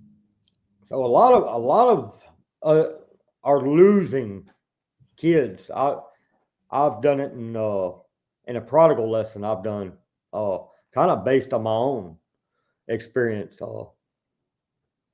Some of it's just stubborn will. They want to leave, but there's also that Bible school teachers cannot be totally responsible for the soul. What happens at home, the example at home is what really shows through. That's exactly right. The church is only going to be useful or effective if they have it at home. If they don't, rarely you'll have a child that just will catch it, and they will go without their parents. But that's pretty rare. 4 to 10 years old, it doesn't look like it, but they're watching what their parents do. If their parents only go to Sunday morning worship, they're developing that. Oh, this is a pattern. They got a Sunday school, but it's not important because mom and dad don't say it's important. That's exactly the truth. People can deny it, they can ignore it, but it is true, and they will likely come to a time in their lives when they regret that their children aren't in the church. I run into it everywhere I go, and you do too. Oh. And sometimes they'll come to the preacher and say, help me with my son. I used to get those calls when I was preaching in a college town. Go see my son. He lives in your town. He's not going to church anywhere. And I go see him, but I'm just a strange preacher to him. It's like, what's this guy doing here? But his mom's wanting somebody to try to do what I can't judge in every case, but I'm guessing what she didn't do, or, when he was young. Maybe she did and he just fell away, but That's the kind of thing where you think, it's too little, too late. I'm afraid. Well, Not always. And after I came back, I had a woman that came to me, and I think it's the hardest question I've ever encountered, because the people that know my story, I have a child and I can't get them to see the importance of church. And the child may be living at home, but even as an adult, they don't say, if you live in this house. And that was one thing with Dad that really I always knew it. If I went even to go visit Mom and Dad when I was off on that prodigal road, if I went to visit Mom and Dad and Sunday morning came, I was going to church. Yeah, right. If I was going to stay with them, I was going to church. And it's kind of hard to sit there and go, well, what example are you? You're letting them sit at home and do whatever they want. You're setting an example of, well, we say church is important, but we're not willing to sit there and push. To deal with somebody who's upset, that's what it comes down to. Whose will is going to be enforced, All right, let's move into this, and I'll move up back to Thessalonians after this. But Big Mike, we are in Proverbs 22:6. We're just taking a detour this morning, talking about an application from First Thessalonians 6. These are. Let me go back up here and show you the outline real quick. So we did with the 3 understandings of God's gift to you, and then we did. Well, we didn't go through this, but Deuteronomy 6:4-9. The 4 tools that parents have, personal example, formal training, daily conversation, and conspicuous scripture. Those 4 things that are listed there. And now we're doing the 6 rules for discipline for children. We'll go through this. Number 1, remember your role is primarily a teacher.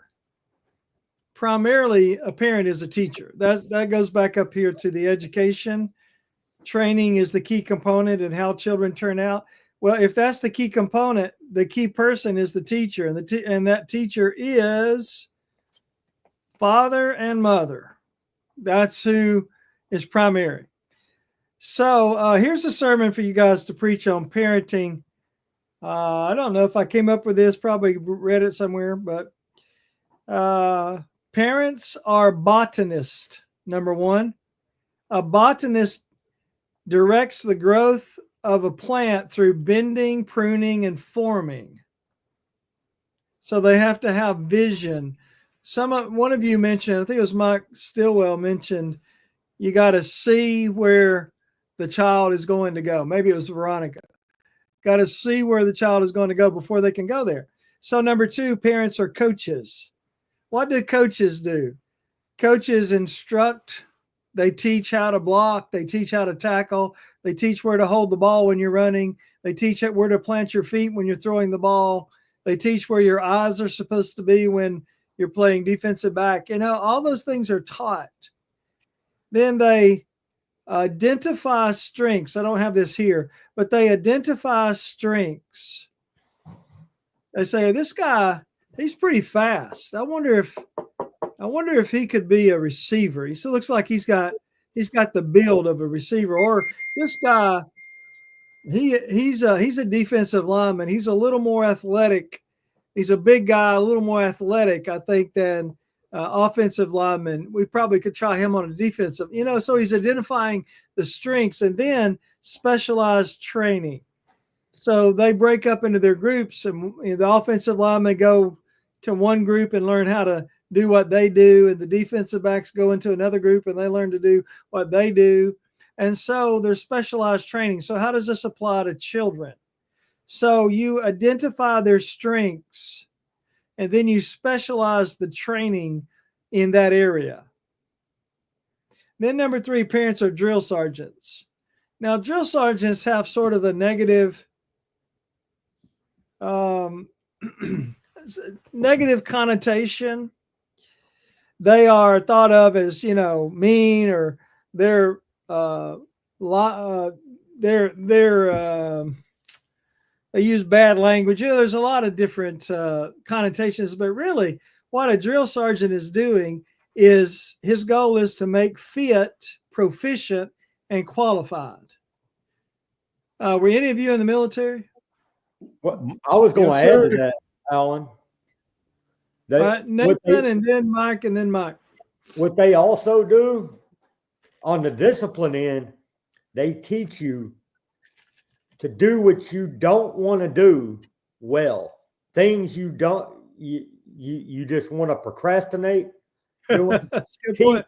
They teach you how to zone in and do those tasks well, because there's things that we really think are monotonous in Christian life, but if we learn how to do those well, sometimes those are some of the most important steps. Like reading the Bible, for instance, Yes. for some people that's sort of tedious, but how important it is to be in the Word every day. All right, there was Mike Stillwell second. Next, I wasn't in the military. My brother was in the military, and a lot of people that weren't in it or don't have a family member that was in it, they see that drill sergeant as something negative. But that person, even shortly after they've gone through it, they see that as a guy that's going to end up saving their life. Oh, wow. I never really thought about that. And my brother has said that on a number of occasions. Yeah, well, you hated him in the moment, but when you got past that, you realize that guy's job is to train you so that you can. So he's going to teach you how to save your life, and that's the same thing with parents. And you can see that. I've got friends of mine that parents were their best friend when they were growing up, and they let them do whatever they wanted to. And we have long conversations about, I wish I'd have had your dad. Yeah. I wish I'd have had your dad, because when I got into the real world, I wasn't prepared. Isn't that interesting? And parents really taking the easy way out is what they're doing. It's easy to be a friend. It's hard to be a parent. It's hard for your daughter to be mad at you for 2 days, and it hurts you, or for your son to be upset with you and all those things that sometimes teenagers do. But you got to be man enough, woman enough to live with that, because you got a bigger picture in mind. You say, you're going to see it. I'm not your friend. I'm responsible for your school. I'm trying to train you, and you're wrong and I'm right, and you're going to see it later, but I'm not going to cave just because you're trying to sway me with your the great thing about it is now, because of what not being my friend, my father is my best friend, because I respect what he prepared me for. And this other friend of mine that I've had these conversations with, he might go see his parents once every 5 years because he has no respect for them. Yeah. They didn't prepare him. There's an animosity there because he felt unprepared when he got out into the world. Yeah, that's sad. But I see it. Big Mike, did you have your hand up? Yeah, well, and the military contrast is a good one because they train you the military way. One of the things they do is, the first thing is they cut you off from the world. They bald your head. So rather you come in with a haircut, crew cut, whatever you think you look good, they symbolize that by cutting the world away from you, by shaving your head, and then pouring into you what they want. Whether you're going to be a Marine, you're going to do it the Marines way. You're going to be in the Navy, you're going to do it the Navy way, Army way. But when the children, and with Deuteronomy 6, I'm always interested in the statement why our children leave the church, because the church is never in them. And there are statements that we make because our routine, just like you talked to us about reading the Bible, studying the Bible, our first encounter with you, Brother Webster, for me was time management. Routines are essential. So when Deuteronomy talks about teach your children morning, noon, day, and night, that means a consistent lifestyle in front of them. And that sets the boundaries, that sets the understanding, that sets the hard conversations that need to be had at the time. And so we have to, we have to look at that and see it even as preachers. And here's the other comment that I will say real quick. A lot of people who parent and don't parent the right way want the preacher to fix their problems. But yet when they go home, they have a problem with the preacher. That's what the kids hear. Yeah. Oh, I didn't like what that preacher had to say. You hang it. And I made an analogy one time. I said, sometimes you hang the preacher, the eldership up like pieces of meat in different rooms. And then you expect the kids to just go ahead and assimilate to them when they see them. They're fearful of them. They're like, oh, you're this bad person. You talked about my mom. You talked about my dad. That's the stuff that translates into those children that have animosity or not understanding because they see no love in the church. And so it's something that we have to work on. We have to work on. That's excellent. Mike, and I agree with that. That and also what I see is, and I've talked with Dad on this, culture, just the culture, putting education in school above, because I remember, and I loved that, and I love my dad for it. Dad, as long as you pass, as long as you get a C, but you better have an A in Bible. As long as you're doing what you're supposed to be doing for Sunday school, Wednesday night class, and if we have a gospel meeting and if you get behind in homework, oh well, kind of, you can catch it up. That's right. It was one of those, if something has to take a back seat, school's going to take a back seat over church. Well, unfortunately, we have this travel ball now, and these kids, and I'm trying to give him the best opportunities and everything else, and his soul's getting neglected. These kids are traveling all over the country, and their parents are taking them all over the country to play ball, and that's part of it. But where are they getting the understanding of the commitment to the body of Christ? I mean, they're getting an understanding of commitment, but it's all worldly things first. Yeah. And I had the same rule. Me and my sister both had the same rule in sports that my grandfather raised Dad with. Dad was back in the day was a great baseball player. In fact, he would have been picked for the All-Star team every year, but he was not. But nobody would pick him because they all knew they played the All-Star game back in those days. Dad was saying on Wednesday night, and they said, "Well, we all know who the best shortstop is, but that Hampton boy ain't gonna play because it's played on Wednesday night, and he's gonna be in church." So what does that say? Well, that's an example and that's, as Christians, that's an example setting it to the travel ball teams that I don't have a problem with my son playing, but he's not going to miss a worship service. If the game's during worship, he's going to be at worship. Right. That's exactly right. And we have to be careful with balance. Veronica's got her hand up. Veronica's got her hand up. Go ahead, Veronica. I'm sorry. Yeah. That one of my the thing that when I rolled out the goals for our homeschooling, I remember reading when I first started homeschooling, that the major goal was heaven, not Harvard. And so that's good. And so that was a thing. So when I talk to homeschool moms, I always tell them your goal should always be heaven and not Harvard. And one of the things I would always tell them was that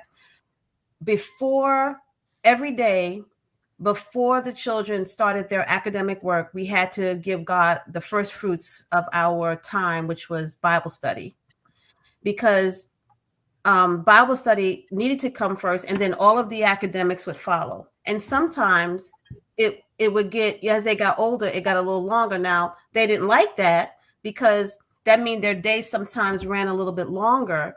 But that was what I thought when I was telling you about that Hosea 4:6. I didn't want God to forget them, and I didn't want them to forget God.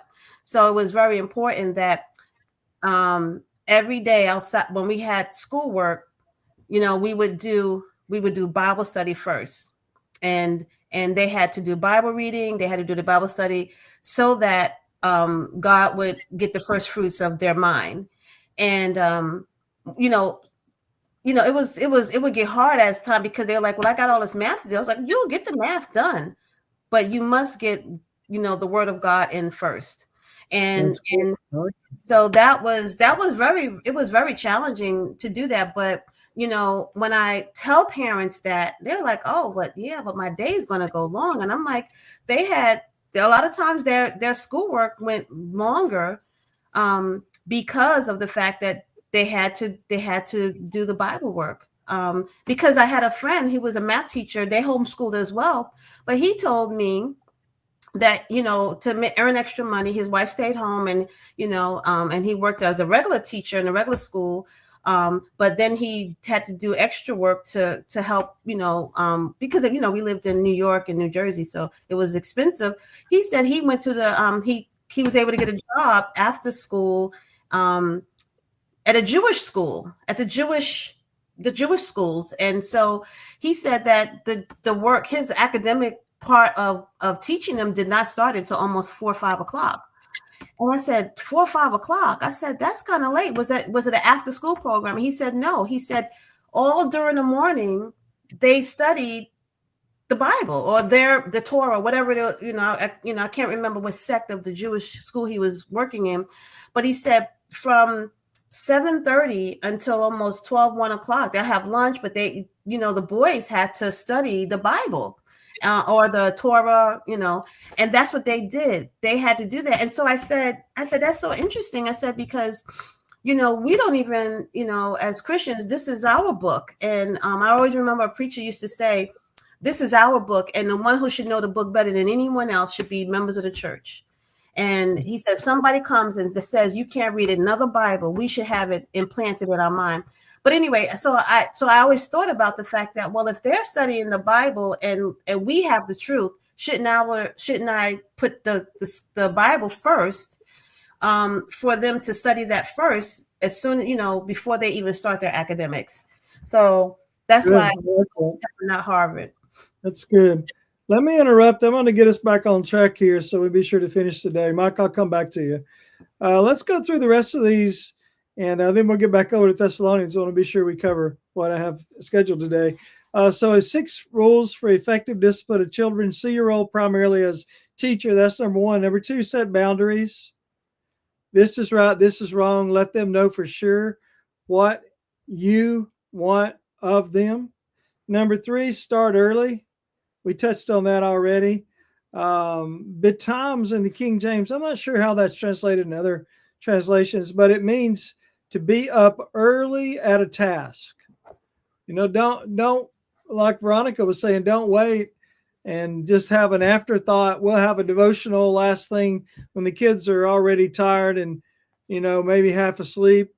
Do it. Be up at the task early. I&II is a good example of the necessity, the importance of starting early, because he didn't turn out so well. I guess King David was busy with a lot of state dinners and responsibilities and criminals and laws and everything else. But he had a boy at home, I&II, who needed a dad to teach him about God and to discipline him. And he didn't do it. He didn't. It shows in his later life. 1 Kings 1:6. All right. The next one is effective rule of discipline. A good parent uses words carefully and copiously. Those are both key words. Carefully, you can injure a child with your words.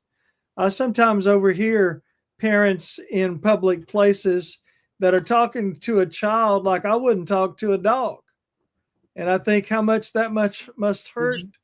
Hurt the little child's self-image, the soul, the future. They, just disparaging their intelligence or different things. You just don't need to do that. Be careful, because words are powerful. But also copiously. Copious means abundant, a lot. So your words are one of your most important tools to rear your child, and that was up here in Deuteronomy 6 and 5 through 7. Speak of them. Somebody mentioned this in a comment: when you lie down, when you rise up, when you walk in the way, when you sit in your house. So use words all the time. Words are your They have it's like that rock in a mountain stream. It's being pelted every day by the sandpaper in the water, and it's becoming smoother and smoother a little at a time. That's what your words are doing to a child. They're taking the rough edges off because you're coaching them, you're encouraging them, you're correcting them, warning them, instructing them. All those things are important. All those things are accomplished by words. Now you have two words used in Ephesians 6:4, bring them up in the nurture and the admonition of the Lord. So those are encouraging words, nurturing words, and then they are correcting words, admonishing words. Both of them are important. Parents have to utilize both. It's easy to tilt, depending on your personality, to tilt one way or the other way, but we don't want to omit something God said to do. So if you're prone to correct all the time, well, then you need to work on nurturing words. If you're prone to avoid conflict and not want to upset the child, then you've got to coach yourself to do that, because both of those are necessary.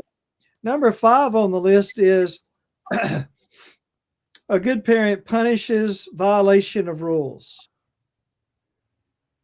There's a statement in the business world, and some of you may know this better than me, but the only thing that's worse than not having policies is having policies that you don't enforce. Like for a lawsuit, I remember Matt Vegas saying that in a PTP class for elders about having policies for children in church, and different contingencies, so that you know what to do and you do it. But he said, don't put them in place if you don't intend to do them, because that will get you sued faster than anything, because it shows that you had knowledge of the situation and you had a plan, but you were neglectful to do what you knew you were supposed to do and had said you would do. That's a very dangerous situation. Now, the same thing is true with parents and parenting. You tell the child, this is wrong, don't do this. Then they do it and you ignore it. You don't discipline for it. Then you just told them that you're inconsistent. You just told them that you don't enforce your own rules. And the next time, what happens is, one time you're tired and out of the mood to do anything, and so you don't discipline for that behavior. The next time they do the same behavior, and you discipline for it. So you're inconsistent. They don't know when they're going to get in trouble. What mood's Daddy in today? What can I get away with? Or I got to walk on eggshells today because Dad's in one of his moods. No, my parenting should not be based on my mood or my energy level. It should be based on intent and purpose. And so I want to make sure that I punish for violation of rules, and it should be the appropriate punishment for the violation. Some things are more serious than others. Some things are done out of ignorance or just weakness, or the child just forgot. And then there are other times they do something that's in open rebellion to you and your rules. Well, one of those is going to need to be punished a lot more heavy-handedly than the other one, because rebellion that's the dangerous attitude to let go. And there are a number of verses from Proverbs there that list it. Whenever you see a verse that's underlined in blue like that one with an arrow, that's my key verse for that point. So I always want to make sure I use that point when I'm preaching. And you'll see that whenever there's a lot of scriptures. And so you might not have time. You wouldn't have time to use all of them. And so you might want to identify, the ones that you especially don't want to not use. And then number 6, the goal of godly parenting is preparing children to go to heaven. What Veronica was saying, heaven, not Harvard, right? So that's what you want, is the goal. Your big picture is always heaven. There's a lot of other things that go on in life, but the main thing is that your child knows heaven is the goal of life, and you really want them to go there. Don't ever lose out on heaven. That is the goal of life. And then someone said it this way: teaching children to count is good. Teaching children what counts is better. What counts is heaven. All right, I'll just give you these for your screenshot. I won't go through these because of time. But here are some rules on physical or corporal discipline of children. And I know that's a hot button issue among parents nowadays, but the Bible still teaches it. But we need to be careful that we don't do what the Bible is not encouraging us to do. And then 4 passages on child rearing wisdom from God. Child rearing wisdom from God from the New Testament. So those are passages that you could use for a lot of these points up here, but you also could just use them as, you could take 1 point from each one of those and have a really good sermon about parenting from the one who wrote the owner's manual for children, which is the Bible. What, all right, I'm going to go.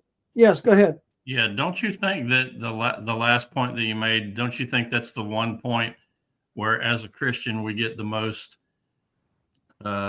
noise, interference, worldly viewpoints when we've decided that heaven is the most important thing, society, that's where we get the most feedback from society is, well, you're neglecting your child's interest and blah, blah, blah. I think that's where we get the most static in the world.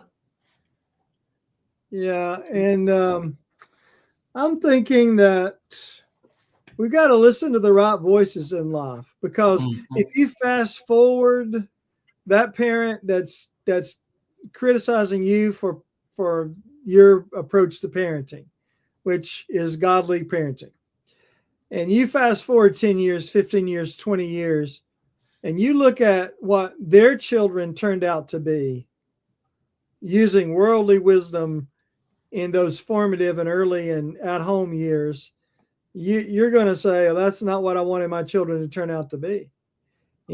So your goal is just different from them. Even if they're Christians and they're criticizing you because they are influenced by the world more than the Bible. I see it in the church all the time. You do too. How that these parents that didn't use godly principles rear their children fall away from the Lord, and they bring home a sleep-in girlfriend or boyfriend when they're in college or when they're young adults, or they bring home a person of the same sex and say, this is my significant other. There's a lot of things that if you don't teach and plant seeds early, that can go far afield. And there are many regrets later that you don't get a do-over with children. No. You get a do-over on a day, but you don't get a do-over on childhood. You either get it right the first time or you live with the consequences, because you don't get to send them back through again. Mike. Quickly, the statement, our goal is to heaven, but if the goal is to heaven, we'll know how to act at Harvard. God does not want us not to be educated. We quickly can look at the synagogues. That was the center of education for the Jews, for all education, and they looked over that. And the other thing is, when you center your child around God's word, you will find out their strengths and weaknesses and help them to be able to be taught right by other authority. Because sometimes parents have these problems that they have deficiencies in their area, and they want to say, well, I grew up this way, I don't want my children to do this. And that's the reason why they let their kids. But if you are engaged, and I'm a big fan of homeschool, you can see the problems, and you'll have the patience that the school system won't have. And then real quickly, on Veronica's point, they were required to memorize 2/3 of the old Septuagint. The children were required. The Jews were required by law. In their mind, they had it. You memorize it. We don't put that stipulation even on our own kids. Hey, I'm just saying. That's right. And we've got, like somebody said earlier, we've got the truth, and we don't take it as seriously as somebody who has error. In that case, the Torah was God's law, but it's outdated now. He replaced it. It's still the foundation of the New Testament. That's an excellent point. I think that sometimes the world shames us a bit about how seriously they take responsibilities that they don't have this, they don't have God's blessing in doing it. And we do, but we don't take it as seriously as they do. Nathan. Oh, going back, like what you said on the boundaries, setting boundaries, you can tell which parents set boundaries and which ones don't. The one that takes their kid out to the back and the kid screaming, no, no, no, no, no, no. But the other one that just walks peacefully with mom and dad, you can tell the one that's going, no, no, no, no, knows they're about to be disciplined. And they won't be going out next Sunday either. The other one's going to go out every service regularly. What's that? The one that gets walked out walked out more frequently than the other one, which to me, looking back,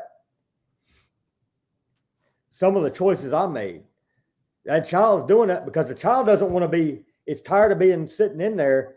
Oh, we can go out and sit in the foyer and I can kind of run and play. I can play, yeah, that's right. So they're actually sitting there playing the devil's advocate with mom and dad. Yeah, they're playing their parents. They children are the best manipulators. They're really smart. Gene Stillwell would call me out when I was sitting with he would say, as soon as Michael stops passing notes, we'll continue. You don't see that anymore, do you, Mike? He did that twice, and I promise you that was the only 2 times he ever had to do it. In the past 10 years, how many times have you seen a child called out from the pulpit? Not many. But my dad wouldn't hesitate to do it. Dad always threatened to put me up by the pulpit, and I had to sit and look at everybody. I said, no, I think I'll be good. Yeah. All right, let's get back into the 1 Thessalonians 5. I think that was a good excursion. That's good material, good discussion. But let's get back into verse 6. Therefore, let us not sleep as do others, but let us watch and be sober. Now, this connects back to darkness in verse 4. So you have darkness and sleep. Those concepts go together. So people that are not paying attention to their spiritual welfare, they're walking in darkness. They're asleep. The word here means to be alert or wakefulness. Let us not sleep. Let us be alert. Let us be awake. Let us not sleep, as do others, that is, those that walk in darkness. But let us watch and be sober. So you've got 3 concepts here: not sleep, watch, be sober. So I'm always looking for points to make in one verse, because you got a sermon right there, right? That's an easy sermon to preach straight out of one verse. It's simple and it's powerful. So don't be asleep. Wake up. Number 2, open your eyes. Be on the guard. Be on guard, and then be sober. That is, it really is the way we use it, which relates to not being inebriated, but it just means to be at yourself, to be calm, collected, assured, to be going through life on a plan. Now, there's a couple other things here that I'll make note of. I gave you those notes. I did not give you 1 Thessalonians 5:8, which is just down from where we are. And we'll see that momentarily. And then not drunk, calm, collected. I gave you that. These verses under watch: Mark 13:35, Ephesians 5:14. Now we go back into verse 7. He's going to give us another sentence about sleeping. For they that sleep, sleep in the night. Mm-hmm. This is not the same word as 4:13, those that sleep in Jesus. They're dead. That's just a euphemism, a good euphemism for being dead to this world. But this is the word for sleep, as in going to sleep at night. They sleep in the night, and they that be drunken are drunken in the night. Now, it's possible to be drunk during the day, of course, but most people that get drunk do it after work, or they do it, at a party after hours. They're drunk in the night. They try to sober up before the next day so they can go to work and not lose their job. Well, what he's stating here, just truisms. Everybody understands this, but then he can contrast that with, but, that's a hinge word of contrast. But let us who are of the day. We're not of the night. We are of the day. We march to the beat of a different drummer. In other words, more is expected of Christians than expected of those in the world. Those in the world are not, they don't go by the Bible. They don't have the same hope that we have of going to heaven. They don't have the same goals in life. So we act differently. We don't use them as our example of being unaware or lazy or indifferent. We're not drunk, because that's not going to help us get to heaven. But let us who are of the day be sober. The word sober, to know the proper value, it's a word that is associated with being a sentry on duty. If you fall asleep as a sentry in a battle zone, then that's a capital offense. That's a court-martial offense at the best, but on a battlefield, that's a capital offense. So what he's saying here is that we have to be awake on the battlefield, because we're on the battlefield. We are the battlefield. Our minds are the battlefield, but we're also on the battlefield as we're in the world.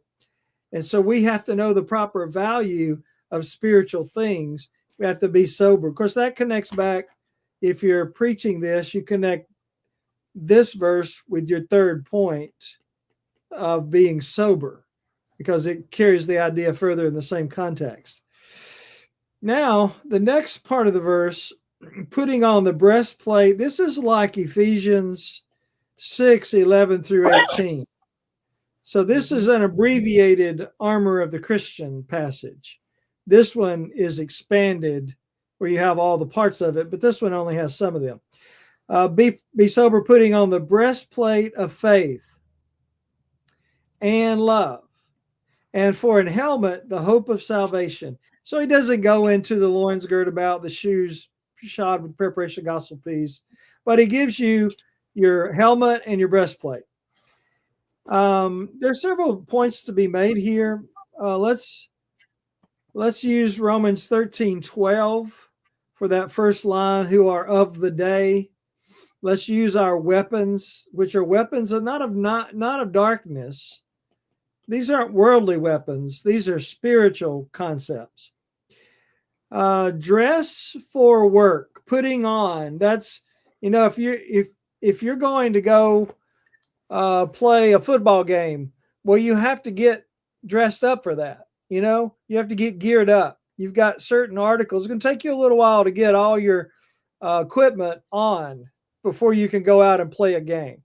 If you're a soldier on the battlefield, you get up in the morning, you don't just run out there, and grab a gun on the way out. No, you make sure you've got your the proper clothing on, your different equipment is in different pockets where you know where it is if you need to get it in a moment. You've got the belt that has things ready at hand, and then you've got your weapons in hand, you got your helmet, so you have to get geared up.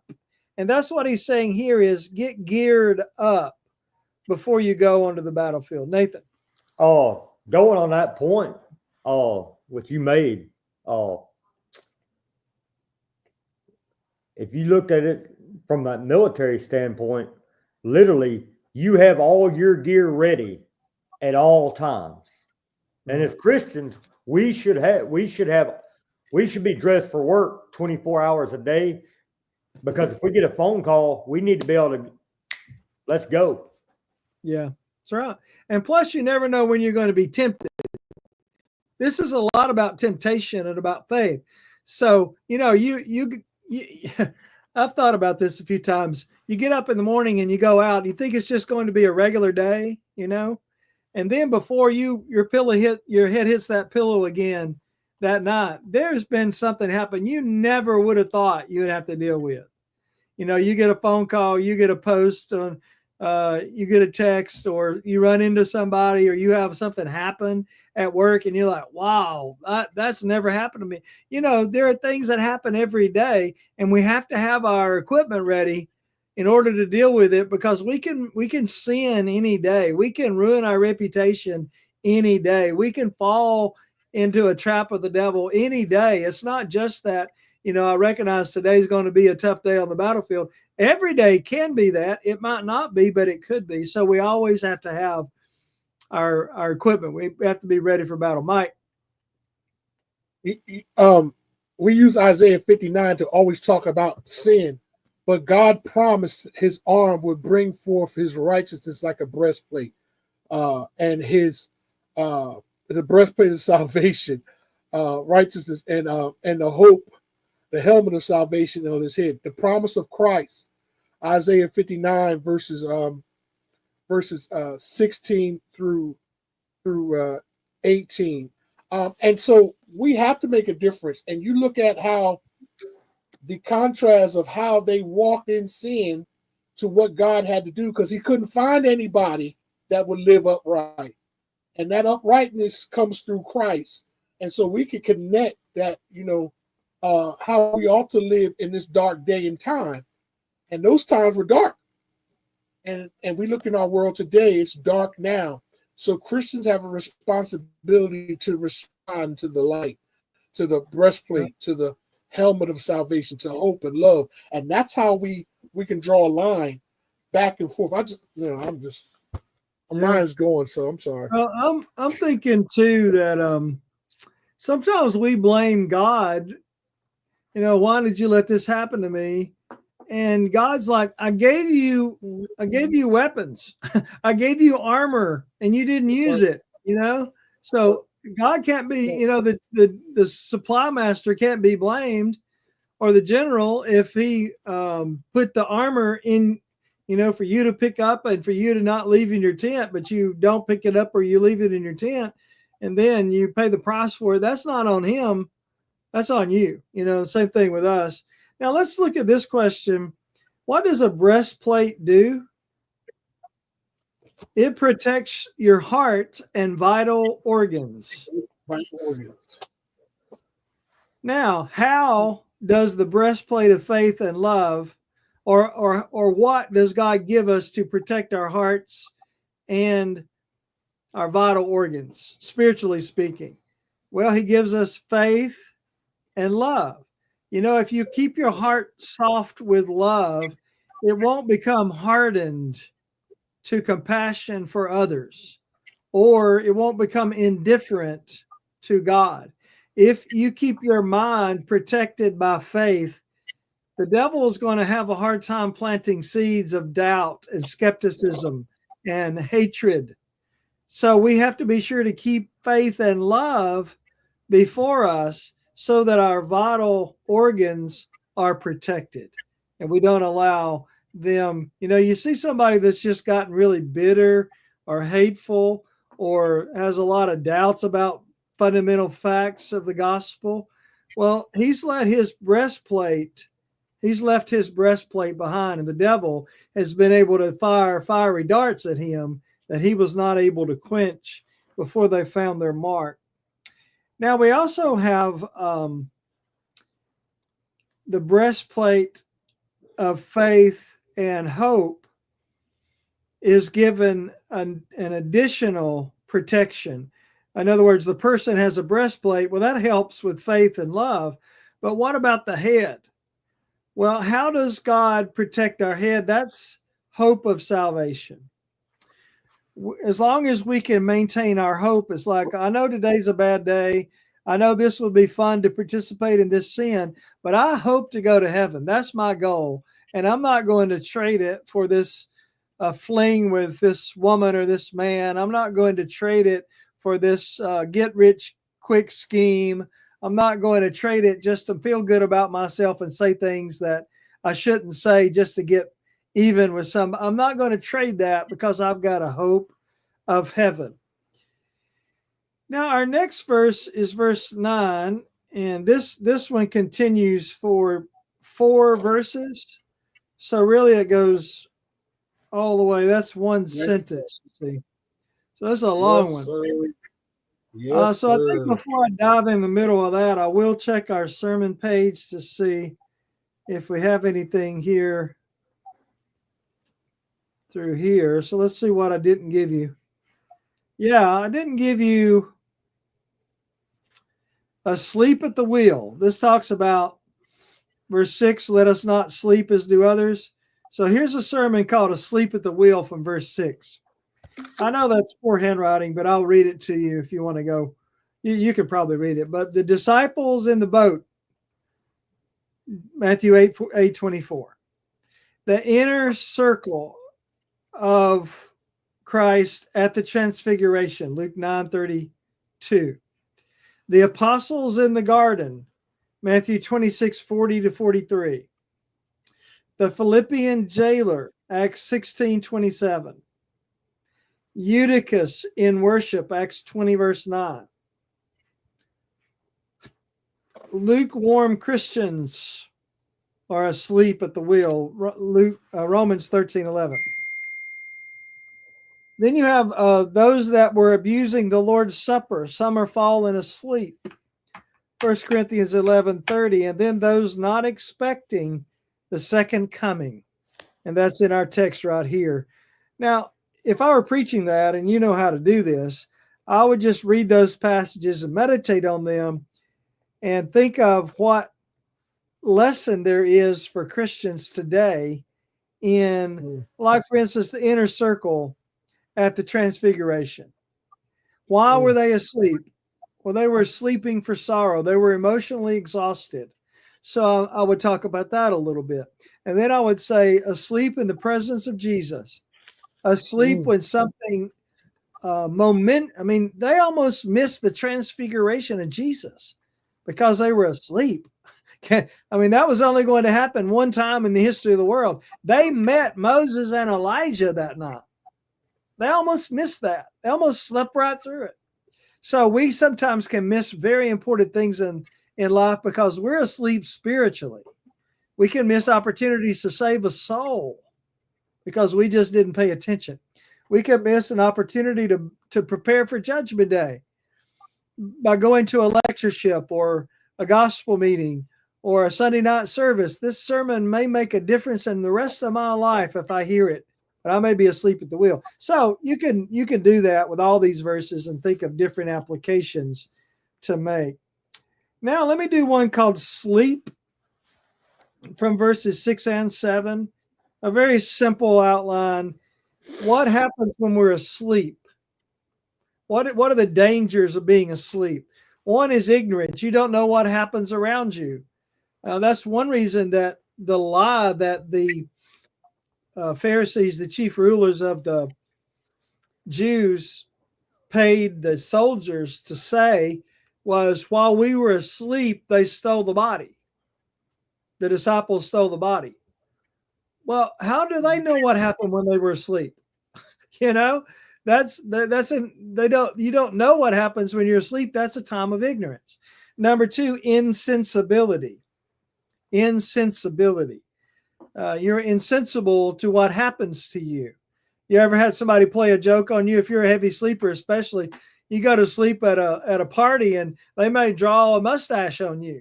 They may tickle your nose and you put shaving cream in your face. There's all kind of things. You're not aware of what's going on around you when you're asleep. Number 3 is indefensibleness. Someone can rob you if you fall asleep in a bus or something like that. And then inactivity. You're not active, not accomplishing anything while you're asleep. So each one of these has a spiritual application, and I won't do that for you, but I think you can see the physical, and then you just think about how you apply that to Christians spiritually. Now, here's a sermon called What to Wear to the Battle. What to wear to the battle.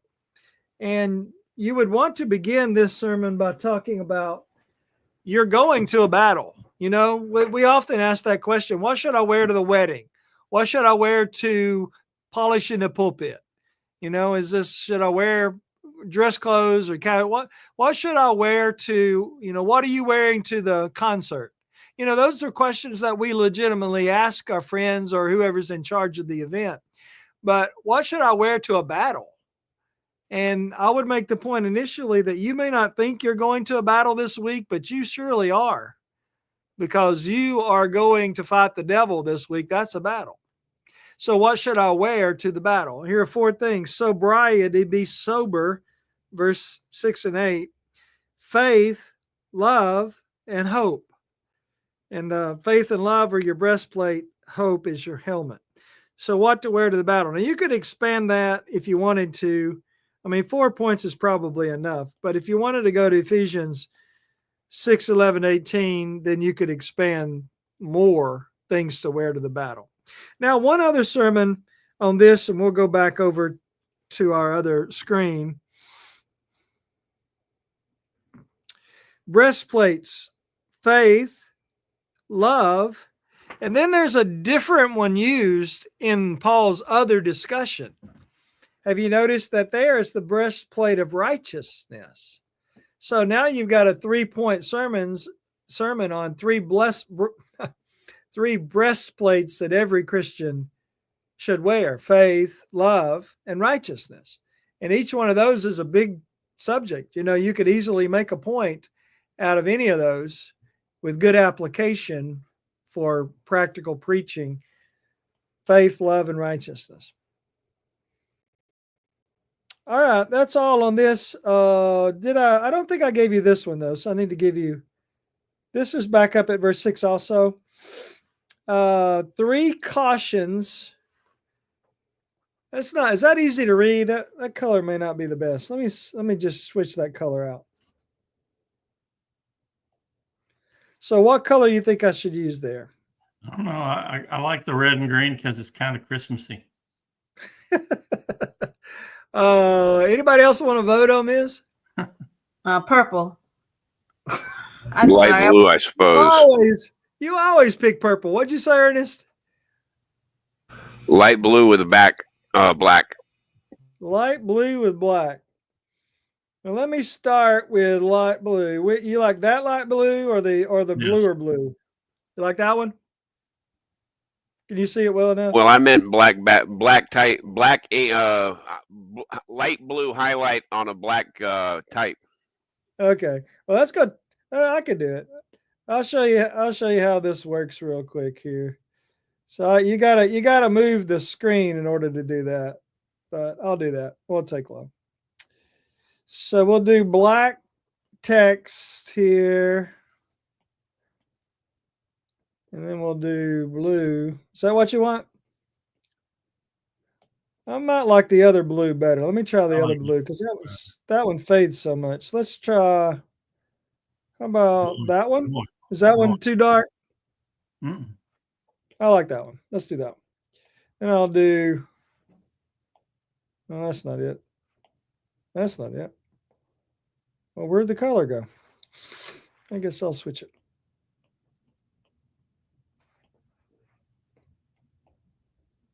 Those are not the same colors.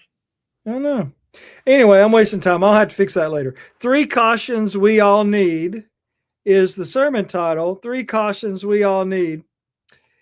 And the first one is don't be lazy. Let us not sleep. So don't be lazy. We probably all need that sometimes, don't we? A little kick in the pants to say, get up and get with it. Don't be lazy. All of us, even as industrious as we probably are, there are times we may be tempted to laziness. So preach on, don't be lazy. Number 2, don't follow bad examples. Don't you think everybody needs to hear that sometimes? Yeah, we've got bad examples around us at work or at school or in our families. So we don't, and even you could spread that to influencers on social media. Don't follow bad influencers. Don't follow bad advice that you read on Facebook. Don't follow bad examples. That's number 2. Number 3 is don't be careless with your soul. Do not be careless with your soul and be sober. So let us not sleep means don't be lazy. Let us not do as others do. follow bad examples, and let us watch and be sober. Let's not be careless. 3 cautions we all need. Now I'm going to go back over and tackle that long sentence with us, beginning in verse 9. For God hath not appointed us to wrath, but to obtain salvation by our Lord Jesus Christ. We are not predestined for destruction. And you could put Romans 2:11 there also. God has not predestined some to eternal life and others to destruction. He allows us to have a say in whether we go to heaven or hell. For God hath not appointed. You see, there's your answer to Calvinism. God hath not appointed us to wrath. Well, that's exactly what Calvinism says that God did do. Right? Yes, Michael. Leave it Yeah, that you status know, for a minute. Okay. What's interesting is that you can listen to somebody that has that Calvinistic viewpoint, and they'll go back and from the New Testament, they'll pick up on Gnosticism, and they'll teach about it the same way we teach about it. But what they're doing is nothing more than Gnostic behavior. Wow. Define what you mean by Gnostic behavior. Well, the Gnostics believed that it was a mental ascension that you would receive some sort of secret knowledge, and that's how you attain salvation. It's the same thing. The only way that they're being saved is God gives them some secret knowledge. Yeah, that makes sense. Irresistible grace. What is They'll that? teach it the same way we teach it, but they're doing it. Yeah, that doesn't make sense, does it? Well, it's hard. In fact, it's impossible for false doctrine to remain consistent. Calvinism does a good job of remaining consistent if you stay within the framework, but it doesn't remain consistent with the scriptures. Right. It's out of sync at every point with the scriptures. The next issue of House to House, we go into TULIP, the 5 tenets of Calvinism, and every one of them is obviously and blatantly in contradiction to the Bible. And I hope that point's going to be easily seen by the readers, because a lot of them are being influenced, and even a new generation of young people are being introduced to Calvinism. It's on an upswing right now, so we need to deal with it again. All right, God hath not appointed. So here is God's part, and here is man's part. Obtain salvation is our part. God's part is he has not appointed. He's not condemning us. He's given us a way out. So God will do his part to save me, but I've got to do what he requires of me to be saved. The phrase to obtain means unto the obtaining. In other words, to means unto. This is what I've got to do in order to obtain. Now, the word obtain can be rendered possession or acquisition. How can I acquisition salvation? How can I avail myself to be a possessor of it? Well, you could put Matthew 13:44-46 there, where Jesus talks in parables about the value of the kingdom. It's like a gold or treasure hid in a field. It's like a pearl of great price. Well, what did each one of those people do when they discovered it? They acted on that. They came into possession of it. They did not have it until they paid for it, until they sold all their goods and came back for it. So it is with us. We've got to sell ourselves out. We've got to say, no, I'm not going to any longer live for this world and for my pleasures in it. I'm going to trade everything else for salvation. And that's the point of those parables in Matthew 13:44-45. Now, you might also note here that these passages are good to talk about man's responsibility or man's opportunity for salvation. Ephesians 1:14, 1 Peter 3:9, all have the opportunity for salvation. No one has the door of salvation closed to them from God. They can close the door themselves, but Jesus says, come unto me, all ye that labor. Everybody can come. Matthew 11:28. For God so loved the world, loved who? The world, that he gave his son. That's everybody. Now, these passages fit with God's part in salvation. John 3:17, 1 Timothy 2:4, 2 Peter 3:9, Ezekiel 18:4, and 20. All good passages that show God doesn't want to condemn us. He wants to save us. All right, that's everything on verse 9. Let's go into verse 10. Who died for us? For us is in our place, in our stead. We were the ones scheduled to die, but he said, I'll die for them in his place, in her place, in their place. Passages that are parallel: Philippians 3:10, Colossians 2:12, Colossians 3:1-4. Whether we wake or asleep. Do you remember in the previous chapter, they were troubled because some Christians had died in Thessalonica, and they were afraid they were going to miss out on the blessings of Christianity because they died too soon? Well, he's touching back on that again. He said, whether we wake, that is, whether we're alive when Jesus comes back, or we sleep. That's not the same sleep as he was talking about earlier. It's the same sleep he was talking about in the other chapter. If we die before Jesus returns, we're both going to live together with him, both groups. If you're dead, you're going to live again, and you're going to live with Jesus when you live again. And if you're alive and you never have to physically die, then you're going to live together with him too. So both groups are going to meet up with Jesus in the afterlife, whether we wake or sleep. So we are alive at his return. That's those who are awake. And that's 4:13-18. I just referenced that. And then Romans 14:9 also fits there. And then the sleep goes back to 4:14 and 15. Those that sleep in Jesus will God bring with him. Mark 5:39, Luke 8:52, parallel passages. The only other passage here is also from the previous chapter, 1 Thessalonians 4:17. We shall live together with him.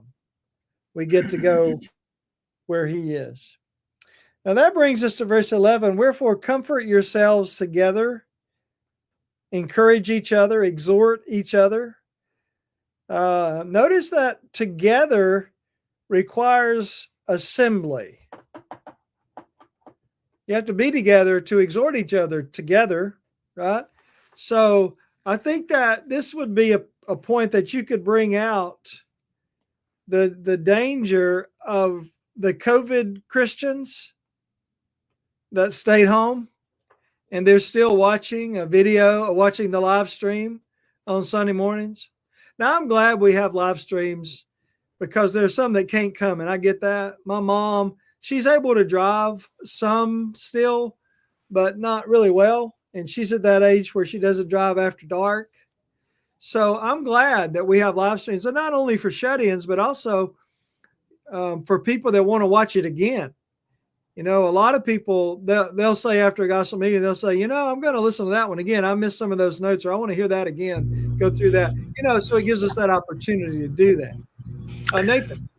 Well, and the other problem on that, going off of what you said about all the COVID effect, not everybody has live streams. And in fact, at the church I'm at, since COVID, they have Sunday morning service.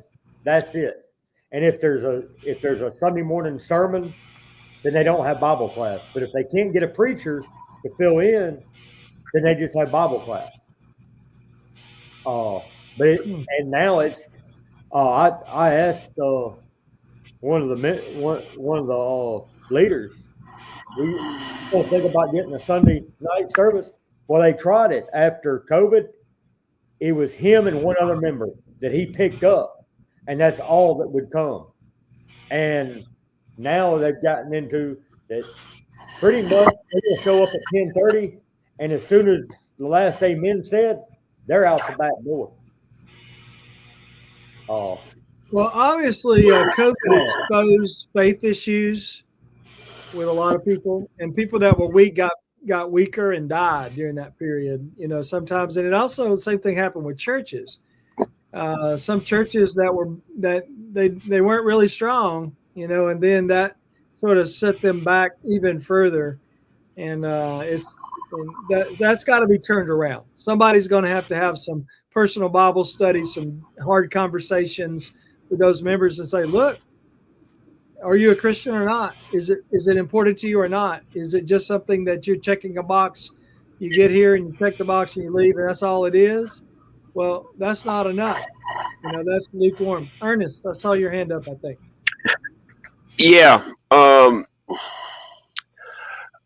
Our congregation is probably different than most of the congregations here because we're a mission work here in the Philippines. I don't see Calix, but he's in the background, I'm sure.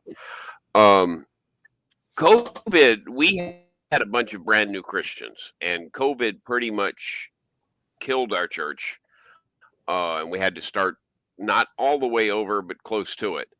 And however, the digital format, the digital presence has allowed a little church in the Philippines.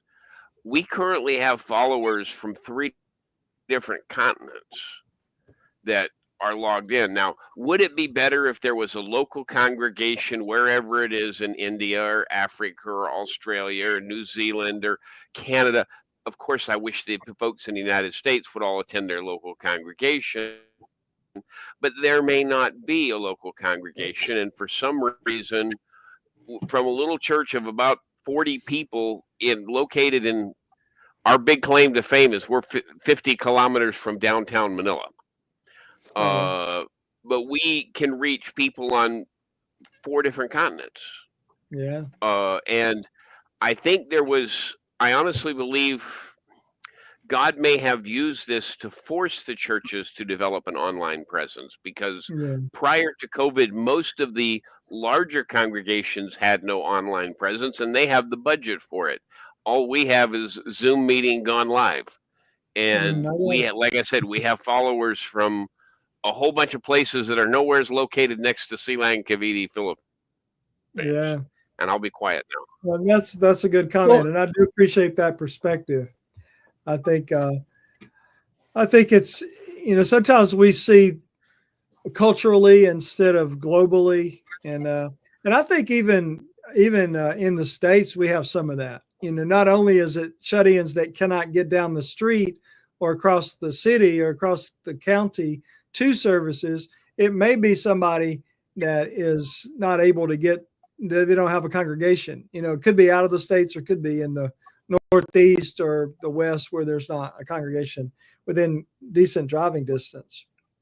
All right, let's did anybody else have a comment? Oh, Mike, yes. Quick question, quick comment. I have an online format and I agree, but I think also it's our responsibility to encourage those who do have a local work and don't make it preacheritis. To support the work. One of the things that we did is that we didn't accept your part of your worship of you wanting to send a collection to us. Send it to the local congregation until they get established. And whatever they're going through, trying to help them. Now, of course, some people would send, thank you, and we appreciate that, but we didn't expect them to be monopolized by money. You send it to us because we're providing this platform. We're providing this platform because we're providing the service. And I think that some people get scared. And so you got to be careful. But that's up to the leadership to make sure that they maintain integrity, just like we have with Facebook and everything else. Have integrity and let the people know we're going to offer this service. This is what we're doing.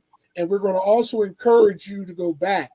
Because sometimes there are people that went back too fast and they got COVID and so I just think, we have to be careful, but be good stewards. Be good stewards of God's word.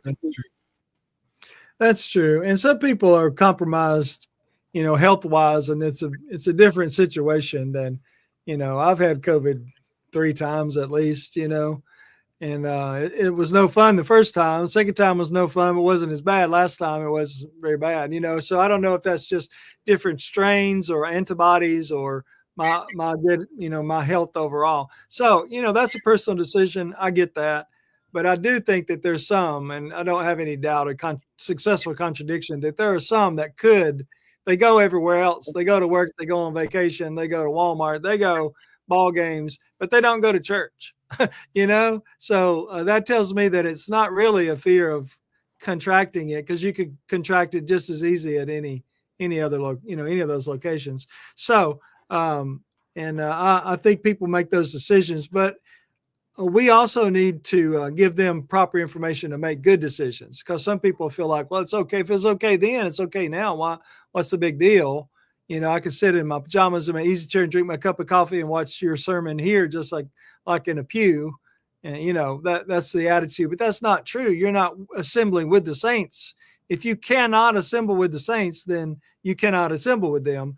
But if you can, then that assembly is not a virtual reality. It's actually assembly. That virtual reality is not what was under consideration in 1 Thessalonians 5:11, in my judgment. Now let's move on into the next part of the verse, which is just these verses that are parallel: edify one another, Acts 20:32, where Paul edifies the elders at Ephesus, 1 Corinthians 4:2, be good stewards, 1 Corinthians 8:1 and 10, 1 Corinthians 10:23, 1 Corinthians 14:4, all parallel. Now let's go into verse 12. Let's see. We're not going to finish this chapter, but let's get to a stopping point. Looks like we are at 11 minutes. So Okay. let's shoot to get through verse 13. That'll be a good starting point for next class. So let me go ahead and push through verse 12, 13, and 14 in these 11 minutes. And we beseech you, brethren, to know them. We've been underlining know with the blue underlined to emphasize that as we go through the book. To know them which labor among you and are over you in the Lord and admonish you. So who are these? These are your elders, aka bishops, aka pastors, or and the same concept as shepherds. Same concept here is overseer, bishopric, eldership, overseer.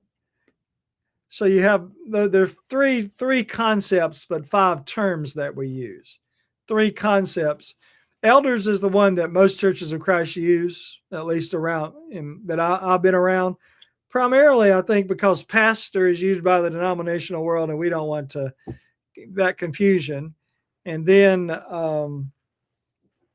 bishop is also used by the Episcopalian church for something different. So elder just works better. But I think we also do need to teach members that these are scriptural terms and also concepts. They're not just titles. They're things that elders are responsible for, their responsibilities.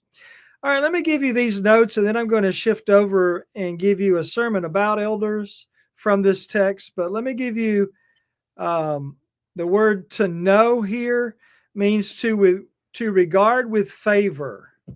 So ask yourself, do I regard my elders? Let's just say John the 2 elders of the church where I was this weekend were Terry and David. So do I have a do I regard with favor? Do I have a fond feeling toward Terry and David if I'm a member of that congregation? I'm trying to make it personal. So if you have elders in your congregation, do you regard them with disdain or aggravation or pity or some other? Well, the Bible says to regard with favor. Now, recognize them for what they are, not necessarily for how well they do their job. Now, there are some elders that are super elders and they do a wonderful job. There are others that don't try very hard or they're just not effective. But I can still respect the office of elder, and I should, unless there's sin involved that I need to confront or to deal with. I respect the office, even if the man may not be living up to the office very well. And then how would they know if I regard them with favor? I'm going to need to tell them that. I'm going to need to demonstrate that. They will also know if I don't regard them with favor. because that will come out in my condescending attitude or snippy remarks or pointed sermon points. So I need to be careful that I don't overstep the bounds of this verse as a preacher or as a Christian. And you can put down Exodus 17:12. I really like to use that passage when preaching on elders, where it shows that Aaron and Hur held up the hands of Moses. And so we want to hold up their hands in the sense that we support them. If they need somebody to do something, you can count on me. I'll be there. If they look down and out, that I can give them a cheery word like that. All right, then the next note is notice the plurality. You don't have a single pastor in the New Testament. It's always pastors, plural, or elders, plural. That's a major difference between churches of Christ and denominations. They do have a single shepherd over a congregation, but that's not scriptural.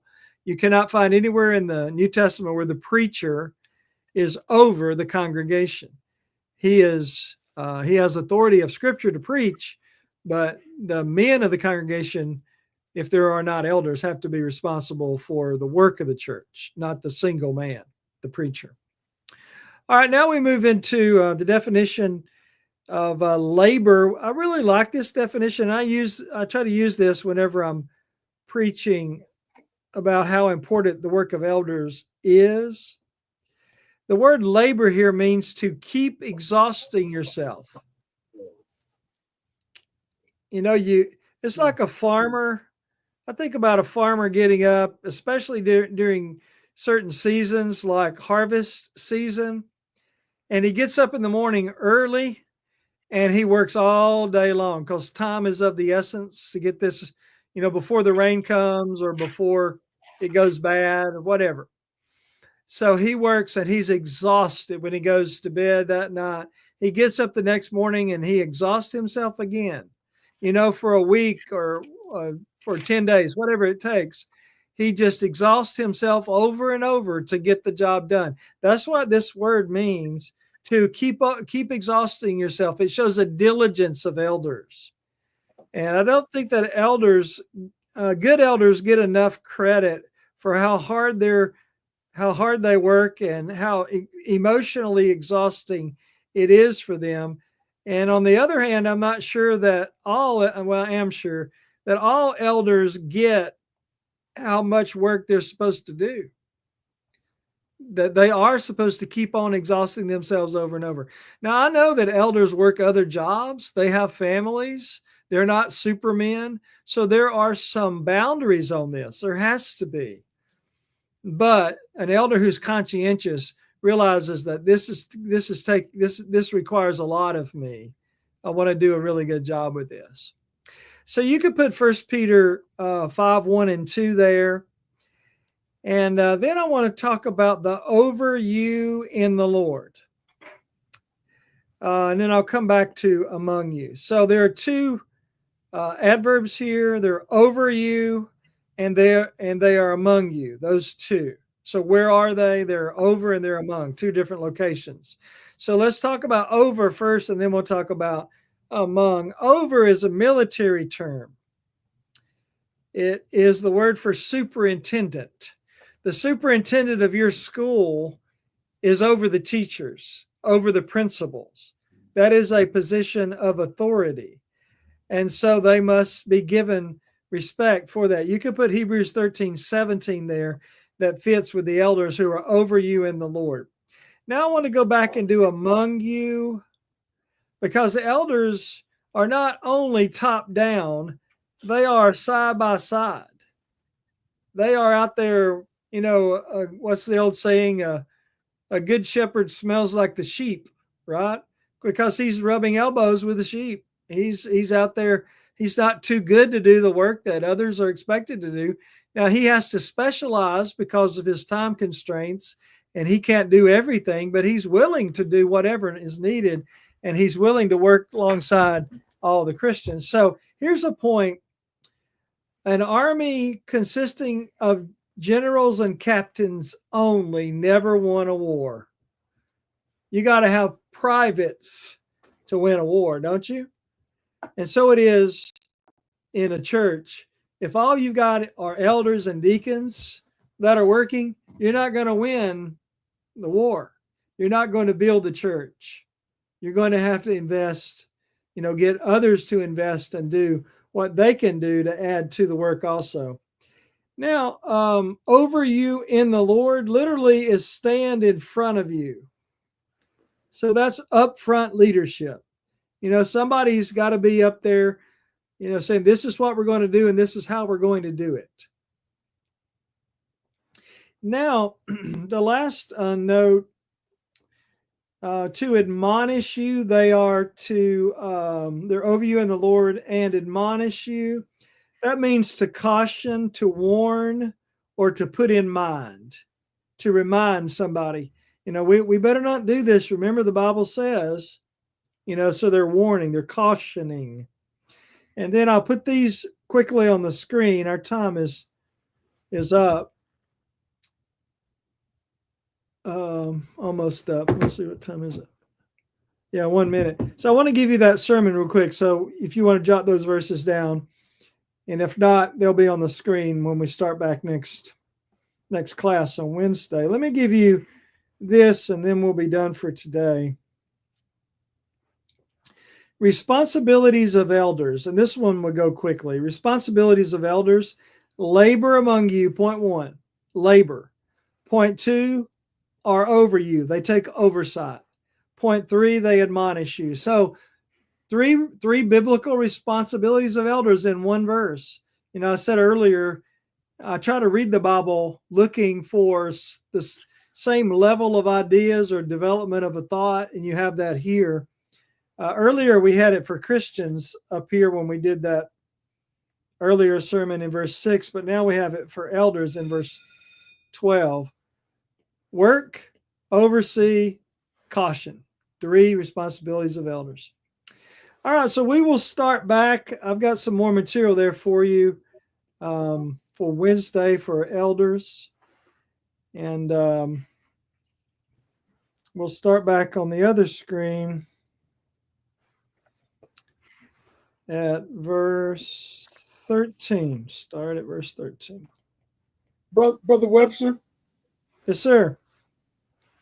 Quick question. Could you use verse 10, verse 9 and 10 to start a class with God's redemptive plan because of all the purpose in that verse? If he have not appointed us to wrath but unto salvation, and then you have to go by you have to go by, it has to still be authorized by Christ. You can't get salvation on your own. And it's only through Christ. So it's almost contrasting Romans chapter 10, that Christ is the end of the law, because you would not submit to the righteousness of God, but unto your own righteousness. I kind of parallel the thought that because they kept refusing God's redemptive plan. You can also use 1 Corinthians 1:18-25 in that too. Yeah. If I were going to do that class, I think I would do, I see 4 points there, big points, and you can break these down to all of salvation. But what you got is God's plan. You said that. He hath not appointed us to wrath. So that means he has a plan to deal with sin. Number 2 is the Savior, is Jesus Christ. That's a big point. Point number 3 is the sacrifice on the cross. So here's the person, then the sacrifice, and then number 4 is eternity. We live together. Yes, sir.